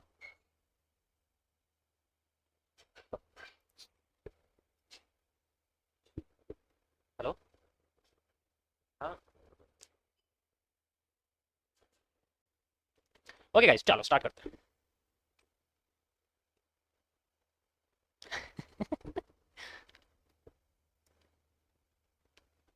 जल्दी बोलो सर, यही तो दिक्कत है, जल्दी बोल दूंगा तो तुम्हारा पेशेंस लेवल नहीं चेक हो पाएगा मेरे से। तुम्हारा पेशेंस लेवल ये तुम रील देख देख के खत्म कर रहे हो ना, उसको बढ़ाने की कोशिश कर रहा हूँ मैं। चलो देखो, ये बेसिक लोगों के लिए तो सिंपल, आप समझ सकते हो। सो गाइस, पहले ये भूल जाओ कि ये सही है या गलत है, इन्फॉर्मेशन लेने की कोशिश करो, उसको यूज करना है या नहीं वो बात की बात है। सो आज आपकी मैं आपको बताने वाला हूँ कमोडिटीज की मार्केट्स के बारे में। बेसिकली आप फॉरेक्स भी कह सकते हो, अंडर तो उसी के आता है लेकिन है अलग फील्ड, सीएफडी अलग होती है वैसे तो, बट मैं आपको आज इसके बारे में डिटेल बताऊंगा। फॉरेक्स मार्केट, आज मैं आपको इस कॉन्टिनेंट के बारे में बताने वाला हूँ। ये क्या कॉन्टिनेंट है, इसके अंदर क्या क्या होता है, क्या क्या नहीं होता। ठीक है, बहुत सारी चीज़ें हैं, पूरा खोल दूंगा आज मैं इसको ऊपर से नीचे। मेरी स्ट्रीम पर कोई भी ट्रेडिंग नहीं करेगा, ज़्यादा से ज़्यादा आप एक नोटबुक लेके बैठ सकते हो बस। अगर आपको इंटरनेट इशू लगता है तो आप 15 सेकंड बैकवर्ड जा सकते हैं, उससे आपका इंटरनेट इशू सॉल्व हो जाएगा। फॉरेक्स का मतलब फॉरेन एक्सचेंज मार्केट। देखो ये वो तरीका है, ध्यान से समझना, मैं तुम्हें बता रहा हूँ ना, वो तुम्हें कहीं मिलने वाला नहीं है। मैं एग्जांपल जो तुम्हें बताऊंगा वो तुम्हें नहीं मिलेंगे, टॉपिक मिल जाएगा, लेकिन जो मैं तुम्हें एग्जांपल के साथ रिलेट करूंगा ना इसको, वो तुम्हें अच्छी तरीके से समझ में आ जाएगा कि है क्या, बनी क्यों हुई है, इसका यूज़ क्या है। ठीक है, क्यों हम लोग इसको, क्यों सरकार ने इसके ऊपर लिमिटेशन लगाई हुई है, बहुत सारी चीज़ें। देखो ये ना, जो बार्टर सिस्टम था, वस्तु विनिमय प्रणाली, बार्टर सिस्टम जो था उसको रिप्लेस करती है, इसको रिप्लेस कर देती है। ये ऐसा ऐसी मार्केट है जो इस मार्केट को रिप्लेस कर देती है। मतलब जैसे मान लो मैं हूँ, चलो किसका नाम लूँ मैं, बताओ, मुझे 2 लोग चाहिए। ये मैं हूँ, मुझे 2 लोग चाहिए, नाम बताओ किसका लूँ मैं। मेरा मेरा मेरा हाँ, चलो एक है हमारे पास यार, किसका लूँ, देखता हूँ जिसका मुझे सही लगता है उसको लेते हैं। ओके ओके, सो एक एक हमारे पास है अ, रवि। ठीक है, रवि भाई है एक हमारे पास, ठीक है, रवि शंकर भाई है हमारे पास, ठीक है, सर हैं भाई हैं जो भी, मुझे नहीं पता आपकी एज क्या है, बड़ी भी हो सकती है छोटी भी हो सकती है। दूसरा नाम कोई भी ले सकते हैं, ठीक है। अभिषेक है हमारे पास एक, ठीक है, ये और ये मैं हूँ, ठीक है। अब मान लो मेरे पास जो है मेरे पास राइस है, चावल है, ठीक है। रवि भैया के पास ये एक शॉप के ओनर है मान लो, ठीक है, ये शॉप के ओनर है, ये शॉप चलाते हैं ये एक, ठीक है, ये भी शॉप चलाते हैं, और मैं मान लो यहाँ पर एक कस्टमर की तरह हूँ, मैं एक कस्टमर की तरह आया हूँ, मुझे कुछ सामान चाहिए, लेकिन मेरे पास चावल है। इनके पास आप देखोगे तो इनके पास लकड़ी है, वुड जलाने के लिए जो वुड होती है वो, और इनके पास जो है वो आप कह सकते हो कि कपड़े हैं, कपड़े क्लोथ्स हैं। अब मैं रवि भैया के पास जाता हूँ और इनसे कहता हूँ कि भाई मुझे लकड़ी चाहिए। अब रवि भैया कहते हैं, ये तब था जब पैसे नहीं होते थे, जब पैसे नहीं होते थे ना, जब कोई ऐसा जरिया नहीं था जिससे सब चीज खरीदी जा सकती थी। तो रवि भैया कहते हैं भाई लकड़ी मैं तुम्हें दे दूंगा, लेकिन मुझे गेहूं चाहिए। अब मेरे पास तो चावल है, अब बड़ी दिक्कत आ रही है, अब मुझे लकड़ी भी चाहिए लेकिन मेरे पास गेहूं नहीं है। अब मैं जाता हूँ भैया के पास, मैं इनसे कहता हूँ भाई मुझे कपड़े चाहिए। तो ये कहते हैं कि भाई ठीक है, कपड़े चाहिए आपको तो मैं कपड़े दे दूंगा। अब मेरे पास चावल है, वो कहते हैं ठीक है चावल। अब मेरे चावलों के हिसाब से जो कपड़े हैं वो कम पड़ गए, कि मुझे तब भी कपड़े नहीं देंगे। तो इस चक्कर में क्या होता था कि ये जो सिस्टम था, इससे लोगों की ना चीजों की पूर्ति नहीं होती थी। इसलिए उस टाइम के लोगों ने ना करेंसी नाम की चीज बनाई कि भाई एक ऐसी चीज बनाते हैं जिससे सब चीज खरीदी जा सकती है उसकी वैल्यू के हिसाब से। ठीक है, इसको एक्सचेंजर्स बोला गया। अब ये एक्सचेंजर्स के पास मिलती थी इसी चीज को, हमारे टाइम में हम लोग इसको लाइव लेके आ गए ऑनलाइन के फॉर्म में, जिसे हम लोग फॉरेन एक्सचेंज मार्केट कहते हैं, ऑनलाइन मार्केट होती है ये। ठीक है, ऑफलाइन भी होती है ऐसा कुछ नहीं, लेकिन सिस्टम ऑनलाइन ही है। अगर कैश भी मिलेगा तो लाइव मार्केट के प्राइस से मिलेगा। तो इस तरीके से सिस्टम, अब मान लो मेरी जेब में अगर 10,000 रुपए है और मैं अगर जाता हूँ, मेरे को लकड़ी भी मिल जाएगी, मेरे को कपड़े भी मिल जाएंगे, क्योंकि सबको पैसा चाहिए आज की डेट में। और ये सबसे खतरनाक चीज है, ये तुम भी जानते हो कि जिसके पास पैसा वो कुछ भी कर सकता है। तो इसलिए भेदभाव बहुत होता है इस चीज की वजह से। पहले बहुत अच्छा था, पहले भेदभाव नहीं होता था इतना, बस हाँ कास्ट के बेसिस पे कह सकता था होता था, लेकिन ये जो वेल्थ थी उसके बेसिस पे कभी भेदभाव नहीं होता था। अमीर गरीब के बीच में कुछ नहीं होता था, जात के हिसाब से कह सकता था, हो सकता था। अब कुछ ऐसा नहीं है, अब तो सब एक जैसे हैं और सबको राइट्स अपने जैसा। तो अब यहाँ पर जो इसको रिप्लेस करा गया, इसमें क्या करा गया कि अगर किसी भी देश की, अब यहाँ पर किसी एक देश की बात नहीं करी जा रही, सभी देश की बात करी जा रही, तो किसी भी देश की जो करेंसी है, जो मुद्रा है वो चल रही है, उसको हम लोग जाके अपने देश की करेंसी के साथ एक्सचेंज कर देते हैं, और उसका प्राइस जो होता है वो सबका अलग अलग होता है। अब जैसे हम लोग यूएसडी या फिर मान के चलो हम लोग आईएनआर, अपना रुपए जो हमारे देश में चलता है उसको हम लोग यूएसडी में कन्वर्ट करते हैं। तो इस केस में एक मार्केट चलती है जो हमें आईएनआर से यूएसडी का प्राइस बताती है, जो हमें दिखाती है, वो हमें दिखाती है भाई इतना प्राइस चल रहा है, अगर आप जो खरीदना चाहते हो डॉलर तो आपको इतने रुपए खर्च करने पड़ेंगे, तब जाके आपको इतना मिलेगा। ये प्राइस कैसे सेट किया जाता है? ये प्राइस किया जाता है इकोनॉमिकल और फाइनेंशियल कंडीशन के बेसिस पे। इकोनॉमिकल और फाइनेंशियल कंडीशन, देखो जो कंट्री डेवलपिंग होगी उसका प्राइस हमेशा सस्ता होगा, वो सस्ते में मिल जाएगी। जो कंट्री डेवलप्ड होगी वो बहुत महंगी होगी, उसका जो करेंसी होगी खरीदने में बड़ी महंगी पड़ेगी। इसलिए डेवलपिंग कंट्रीज के अंदर जितनी भी डेवलपिंग कंट्रीज हैं, इंडिया भी हमारी डेवलपिंग कंट्री है, ठीक है, चाइना है, आपकी जापान है, और आपकी जो है अफ्रीका है, साउथ अफ्रीका है, तो जितने भी ये कॉन्टिनेंट्स के अंदर, अफ्रीका के अंदर कॉन्टिनेंट्स आते हैं, कंट्रीज आती हैं सॉरी, तो वहां पर हमें कोई भी हम करेंसी लेने जाएंगे तो वहां पर जो है सस्ती मिलेगी, क्योंकि डेवलपिंग कंट्रीज के अंदर इकोनॉमी बहुत कमजोर होती है, फाइनेंशियल कंडीशन किसी किसी जगह पे अच्छी होती है। जैसे अगर किसी कंट्री के अंदर 20 स्टेट्स हैं तो उसमें से 2 ही स्टेट बड़े अमीर वाले होंगे, बाकी के 18 स्टेट बड़े गरीब से होंगे। इसकी वजह से एक साइड पे तो अमीरी हो जाती है, लेकिन बाकी अगर देखा जाए तो एवरेज कम है ना, तो इसलिए उनका जो इकोनॉमी होती है वो बड़ी कमजोर होती है। फाइनेंशियली बेशक सही होते हैं, लेकिन होना चाहिए ना। अब ये जो प्राइस आपको समझ में आ गया ना कैसे सेट किया जाता है, इसकी कैलकुलेशन बड़ी ही बड़े लेवल पे होती है, हम नहीं कर सकते इसको, बहुत सारी चीज देखनी पड़ती है। समझ आया यहाँ तक क्या होता है, कैसे मार्केट काम करती है? ओके, अब हाँ, अब होता क्या है कि हम लोग अगर ये करना चाहते हैं तो हमें, अगर हमारे पास कैश है, अगर हमारे पास कैश में पड़ा हुआ, मान लो मेरे पास 10,000 रुपये पड़े हुए, कहाँ चले गए, यहाँ नहीं मरक, अगर मान लो मेरे पास 500 का नोट है मेरे पास, मान लो ठीक है, कैश है मेरे पास अभी।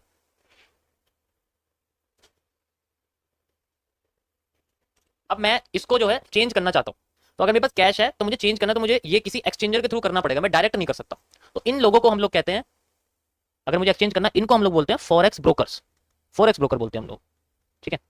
और इस ब्रोकर के पास एक लाइसेंस होना चाहिए, ठीक है, जो सिर्फ वो ही कैश दे, उसी कंट्री का कैश दे जिसको सेंट्रल बैंक अलाउ करता है एक्सचेंज करने के लिए। जैसे कि हमारे देश में हम तभी एक्सचेंज करवा सकते हैं जिनके साथ सेंट्रल बैंक आरबीआई बोलता है कि भाई तुम्हें इसके साथ ही करना, तुम आईएनआर यूएसडी कर सकते हो, मतलब यूएसडी आईएनआर कर सकते हो, ठीक है, जीबीपी आईएनआर जिनके साथ अलाउड है उन्हीं के साथ हम लोग कर सकते हैं, बाकी बिना लाइसेंस के ये नहीं कर सकता। ये काम भी अगर करेगा उसके लिए कोई रिस्ट्रिक्शंस है, हर देश में अलग अलग होता है।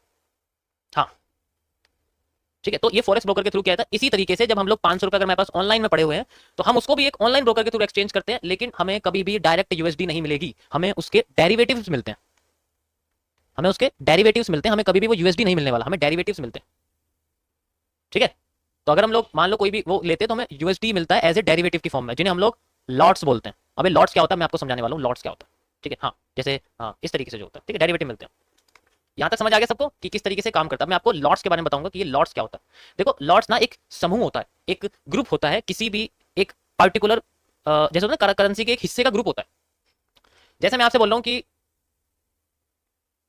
मार्केट्स में अगर कोई भी एफएक्स मार्केट है हमारे पास, कोई भी फॉरेक्स मार्केट है, ठीक है, मैं आपसे कहता हूँ कि हमारे पास अभी यूएसडी आईएनआर की मार्केट है मेरे पास, और मैं इसमें लॉट लेता हूँ, ठीक है। मैं कितने लॉट लेता हूँ? मान के चलो मैं इसमें एक लॉट लेता हूँ। अब यहाँ एक लॉट का मतलब क्या है कि जब भी यूएसडी की मार्केट एक पॉइंट हिलेगी तो मुझे एक का प्रॉफिट होगा, डिपेंड करेगा मेरा जो अकाउंट है वो किस करेंसी का। अगर मेरा यूएसडी का बना हुआ है तो मेरे को $1 का प्रॉफिट होगा अगर मार्केट एक पॉइंट हिल गई। और जो एक पॉइंट हिलती है, जो एक पॉइंट हिलती है, इसको हम लोग बोलते हैं फॉरेक्स की भाषा में पिपलेट्स। ये पिपलेट्स होती है और इन्हीं को हम लोग पॉइंट्स बोलते हैं। सबसे बेस्ट तरीका है आपको याद करने का, आप इनको पॉइंट्स बोलो। और जब ऐसे ही 10 पॉइंट हिल जाते हैं तो इस समूह को हम लोग लॉट बोलते हैं, पिप्स की फॉर्म में। 10 पिप्स का मैंने लॉट लिया हुआ है, 20 पिप्स का मैंने लॉट, ऐसे बोलते हैं इसको। ऐसे नहीं बोलते एक लॉट है, 2 लॉट है, ऐसे नहीं बोला जाता। 20 पिप्स का लॉट है, 10 पिप्स का लॉट है, इस तरीके से होता है। तो अगर मैं बोल रहा हूँ 100 पिप्स, इसका मतलब क्या होता है? तो जब 10 पिपलेट मिल जाते हैं तब जाके एक पिप बनता है, ठीक है। जब 10 पिपलेट्स होते हैं, 10 पॉइंट हिलाते हैं, तब जाके एक पिप बनता है। इसी तरीके से अगर मैं बोलूं 100 पिप्स हैं तो इसका मतलब 1000 पॉइंट्स हैं, यानी कि 1000 पिपलेट्स हैं, ठीक है। समझ आया? ये इनके पॉइंट्स को हम लोग पिप्स बोलते हैं, वैसे तो पिपलेट्स भी बोला जाता है। और ये सीएफडी यानी कि कमोडिटी जो मार्केट्स होती है, जैसे कि गोल्ड है, सिल्वर है, प्लेटिनम है, कॉपर है, ठीक है, यूएस ऑयल है, ये सारी की सारी जो है चीज़ें हमारी इनके अंदर आती हैं, वहाँ पर भी इसी तरीके से यूज़ किया जाता है।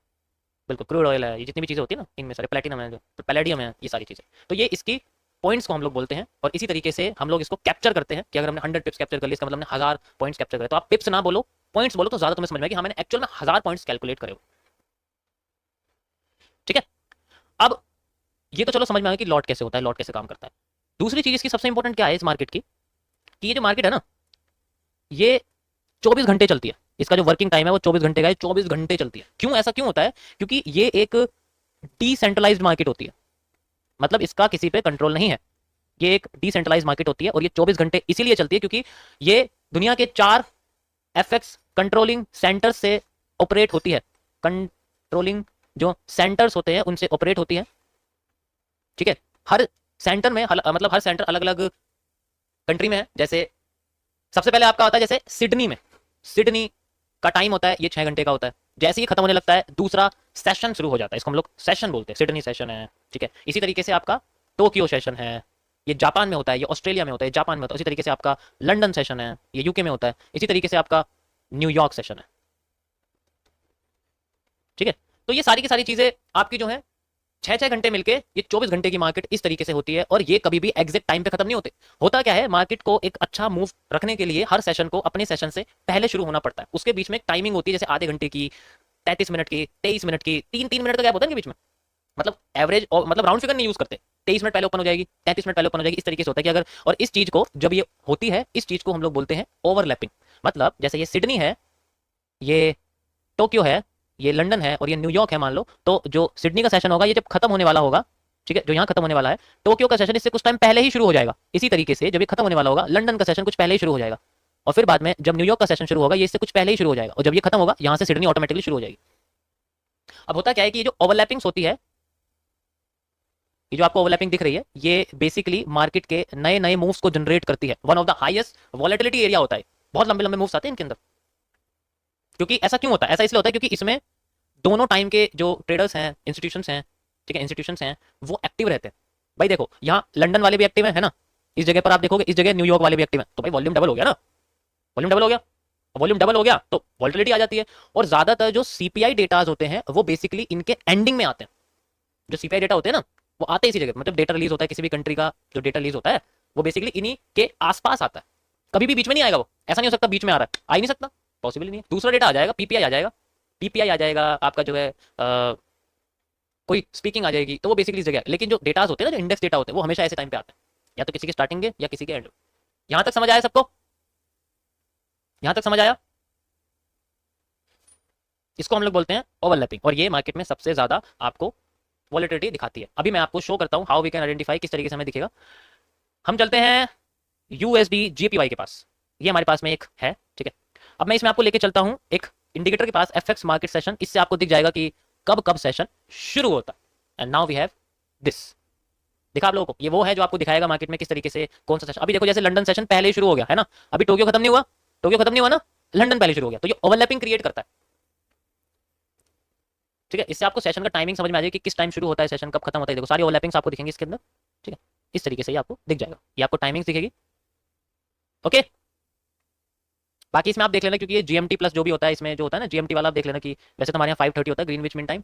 बाकी आप इसमें एग्जैक्ट देख लेना टेस्ट करके क्या। मैं बस आपको एक ओवरलैपिंग का कॉन्सेप्ट बता रहा हूँ किस तरीके से काम करता है, ठीक है। ओके, वैसे तो हम जैसे वालों को कोई फर्क नहीं पड़ता इससे बट फिर भी आपको बताना मिल रहेगा। अब बात आती है कि देखो एक्सपेक्टेड एरिया क्या होता है कि जिस देश का सेशन चल रहा होता है उस देश का जो उस फॉरेक्स पेयर का जो बेस पेयर होता है। अब मैं आपको फॉरेक्स के पेयर के बारे में बताऊं, उसके बाद आपको बताऊं कि मूवमेंट किस करेंसी में हमें किस सेशन में सबसे ज्यादा देखने को मिलती है। अब आपका टॉपिक आता है नेक्स्ट, कंट्रोलिंग सेंटर। समझ में आ गया आपको किस तरीके से होता है? ये अलग अलग देश में होता है, जब भी खत्म होता है दूसरा शुरू होती है। 6 घंटे की मार्केट है, लेकिन अगर टोटल मिला दें तो 24 घंटे की हो जाती है। और ये मंडे से फ्राइडे चलती है। रात को जो है आपकी जो 2:30 बजे है मार्केट, वो आपकी जो है बंद हो जाती है। 3:30 बजे भी कुछ बंद होती है। कमोडिटीज की ज्यादातर 2:30 बजे बंद हो जाती है। रात को 3:30 बजे जो है ना आपकी उसकी बंद होती है, फॉरेक्स की, नॉर्मल फॉरेक्स जो मार्केट होती है। अब मैं आपको बताने वाला हूँ इसी के अंदर दूसरी चीज, जो कि आपके बारे में फॉरेक्स पेयर के बारे में। ये फॉरेक्स पेयर क्या होते हैं और कैसे काम करते हैं। देखो फॉरेक्स पेयर बनाने के लिए अभी ना आपने सिर्फ 2 पेयर की मार्केट देखी, आपने 4 या 3 पेयर की मार्केट नहीं देखी। कैसी? यूएसडी, आईएनआर, जेपीवाई, ऐसी मार्केट देखी तुमने आज तक? एनालिसिस में यूज होती है जीबीपी, यूएसडी, आईएनआर। इसको हम लोग बोलते हैं cross pointing forex market. Cross pointing बोलते हैं इसको। ये तुम्हें मिलने की नहीं आसानी, क्योंकि ये अवेलेबल नहीं है ना इस पे, ये क्रॉस पॉइंटिंग में होती है। एक में हेजिंग होती है, एक में सिंपल स्पॉट एरिया होता है। इसको बताऊंगा तुम्हें आगे कैसे काम करती है। ओके गाइस, तो यहाँ जो आपके सामने पेयर है वो अभी हम अवेलेबल है टू कंट्री पेयर, जिसे हम लोग 2CP बोलते हैं। टू कंट्री पेयर मैंने इनको रखा हुआ है एग्जाम्पल के लिए। इसके अंदर क्या होता है, जो मेन पेयर होता है वो पहले होता है जिससे पैसे कन्वर्ट करने होते हैं। उसके बाद आपके पास होता है बेस पेयर, जिसमें पैसे कन्वर्ट करने होते हैं। मुझे INR से JPY चाहिए, तो मैं INR को JPY में कन्वर्ट करूंगा। उसका प्राइस कितना चल रहा है वो मुझे देखना पड़ेगा। जस्ट लाइक आप कह सकते हो कि 1.41 चल रहा है, कि अगर मैं 1 रुपया खर्च करता हूं तो मेरे को इतने JPY मिल जाएंगे। ये इनका रेट होता है, डिपेंड करता है कि उसकी कंट्री की सिचुएशन कैसी है, हमारे से वो कितनी नीचे ऊपर है, इनका प्राइस बता देता है वो। इसका मतलब हमसे नीचे है भाई, हम 1 रुपया खर्च कर रहे हैं, उनसे ज्यादा मिल रहा है, इसका मतलब इनकी इकॉनमी हमसे बहुत कम है। लेकिन अगर वही चीज हम USD के साथ कर देंगे, हमें 80 रुपये देने पड़ेंगे, इनकी इकॉनमी हमसे 80 गुना ज्यादा पावरफुल है। इस तरीके से हम लोग ऐसे रिलेट करते हैं। एक्जैक्ट ऐसा नहीं होता है, अलग अलग सिचुएशन होती है कि हम कैसे बोलते हैं। तो जो बेस पेयर होते हैं, सारी की सारी चीजें इसके ऊपर डिपेंड करती है। अब ये जो बेस पेयर है, ये सेलेक्ट किया जाता है सेशन के बेसिस पे। सेशन आपको पता है कौन से होते हैं। सिडनी का मतलब है ऑस्ट्रेलिया का सेशन है, तो जितने भी ऑड की करेंसीज होंगी उनमें मूवमेंट सबसे अच्छी आएगी सिडनी के साइड में, समझ ना। सिडनी सेशन में अगर हम लोग ऑड की करेंसी को देखते हैं तो उनके अंदर सबसे ज्यादा मूवमेंट हमें देखने को मिलेगी, जैसे odd JPY, odd USD, odd GBP, odd INR, odd CSY CNY, ठीक है, ऑड AED दिरहम, जितनी भी चीजें, तो इसमें ऑड में ज्यादा मूवमेंट आती है बाकी के मुकाबले। अब ऐसा होता है कि क्रॉसिंग भी होती है, कि अगर मेरे सामने ऑड USD में मूवमेंट आ रही है अच्छी खासी, तो जो क्रॉसिंग है मतलब कोरिलेट होता है, तो USD JPY में ऑलरेडी मूवमेंट आने लग जाएगी। ऐसा होता है करेंसी के बेस के सेम होने की वजह से। बेस और मेन पेयर अगर सेम होता है तो इसकी वजह से इनके बीच में कुछ कुछ मूवमेंट जो होती है ना वो सेम बैठ जाती है, सेम बैठ जाती है। इतना फर्क नहीं पड़ता, वो आप अगर किसी इंडिकेटर को ऐड करोगे तो आपको मूवमेंट पता लग जाएगी कि किसके अंदर कितनी एवरेज हमें देखने को मिल रही है। फ्लक्चुएशन होती है वो, क्योंकि बेस अगर आगे लग गया तो उल्टा हो जाता है, मार्केट उल्टी चलने लग जाती है। अब ये सेशन के ऊपर डिपेंड। इसी तरीके से अगर मैं टोक्यो बोलूं, इसका मतलब जितनी भी JPY की पेयर्स होंगे उनके अंदर मूवमेंट बड़ी अच्छी आएगी। जो एशियन सेशन होता है उनके अंदर मूवमेंट बहुत अच्छी आती है। कैसे देखो, अब टोक्यो कब चलता है, टोक्यो सेशन देखो, ये USD JPY का सेशन है, देखो क्या बढ़िया मूवमेंट आई, एकदम नीचे गिर गई मार्केट, उसके बाद भी आई है, क्योंकि लंदन सेशन है ना। GBP JPY सबसे बड़ी होती है, GBP है, ठीक है, आपका यूरो JPY है, वो सारी चीज। इसी तरीके से आप देखो, मैं आपको और दिखाता हूँ, ये देखो जब भी टोक्यो सेशन है मार्केट में कितनी तगड़ी मूवमेंट आती है, एकदम नीचे गिर जाती है सेंट्रल एरिया में। ऐसा होता है, तो कोरिलेट भी कर सकते हो आप कि JPY है, अगर USD JPY है, इसी तरीके से GBP JPY है, उनके अंदर अच्छी खासी मूवमेंट देखते हो। ये कोरिलेशन होता है सेशन के साथ। इसी तरीके से जो लंदन सेशन जो होता है, जो न्यूयॉर्क सेशन होता है, उसके बीच में GBP और साथ में जो डॉलर है USD, उसके अंदर मूवमेंट बड़ी तगड़ी आती है। इसी की वजह से सारे के सारे जो USD के CPI डेटा होते हैं, USD की कोई स्पीकर इवेंट्स होते हैं, जैसे कि कल को कोई पॉवल बोलने लग गया या कल को कोई और जो है फेडरल ऑफिसर बोलने लग गया, तो उसकी मूवमेंट USD में इसलिए आती है क्योंकि वो सेशन ही होता है। समझ आया। सो ये डिपेंड करता है, ये आपको मैंने बताया कि कौन सा पेयर हमें देखना पड़ता है सेशन के हिसाब से। ऐसा नहीं है जो मन कर रहा है वो खोल दिया जी, ऐसा नहीं होता, ठीक है। समझ आएगा इस आपको यहां तक। आज के लिए तुम्हारा बेसिक का इतना ही, कल मैं इंटरमीडिएट बताऊंगा, इसमें इतना ज़्यादा जानकारी तुम्हें लेने की जरूरत नहीं।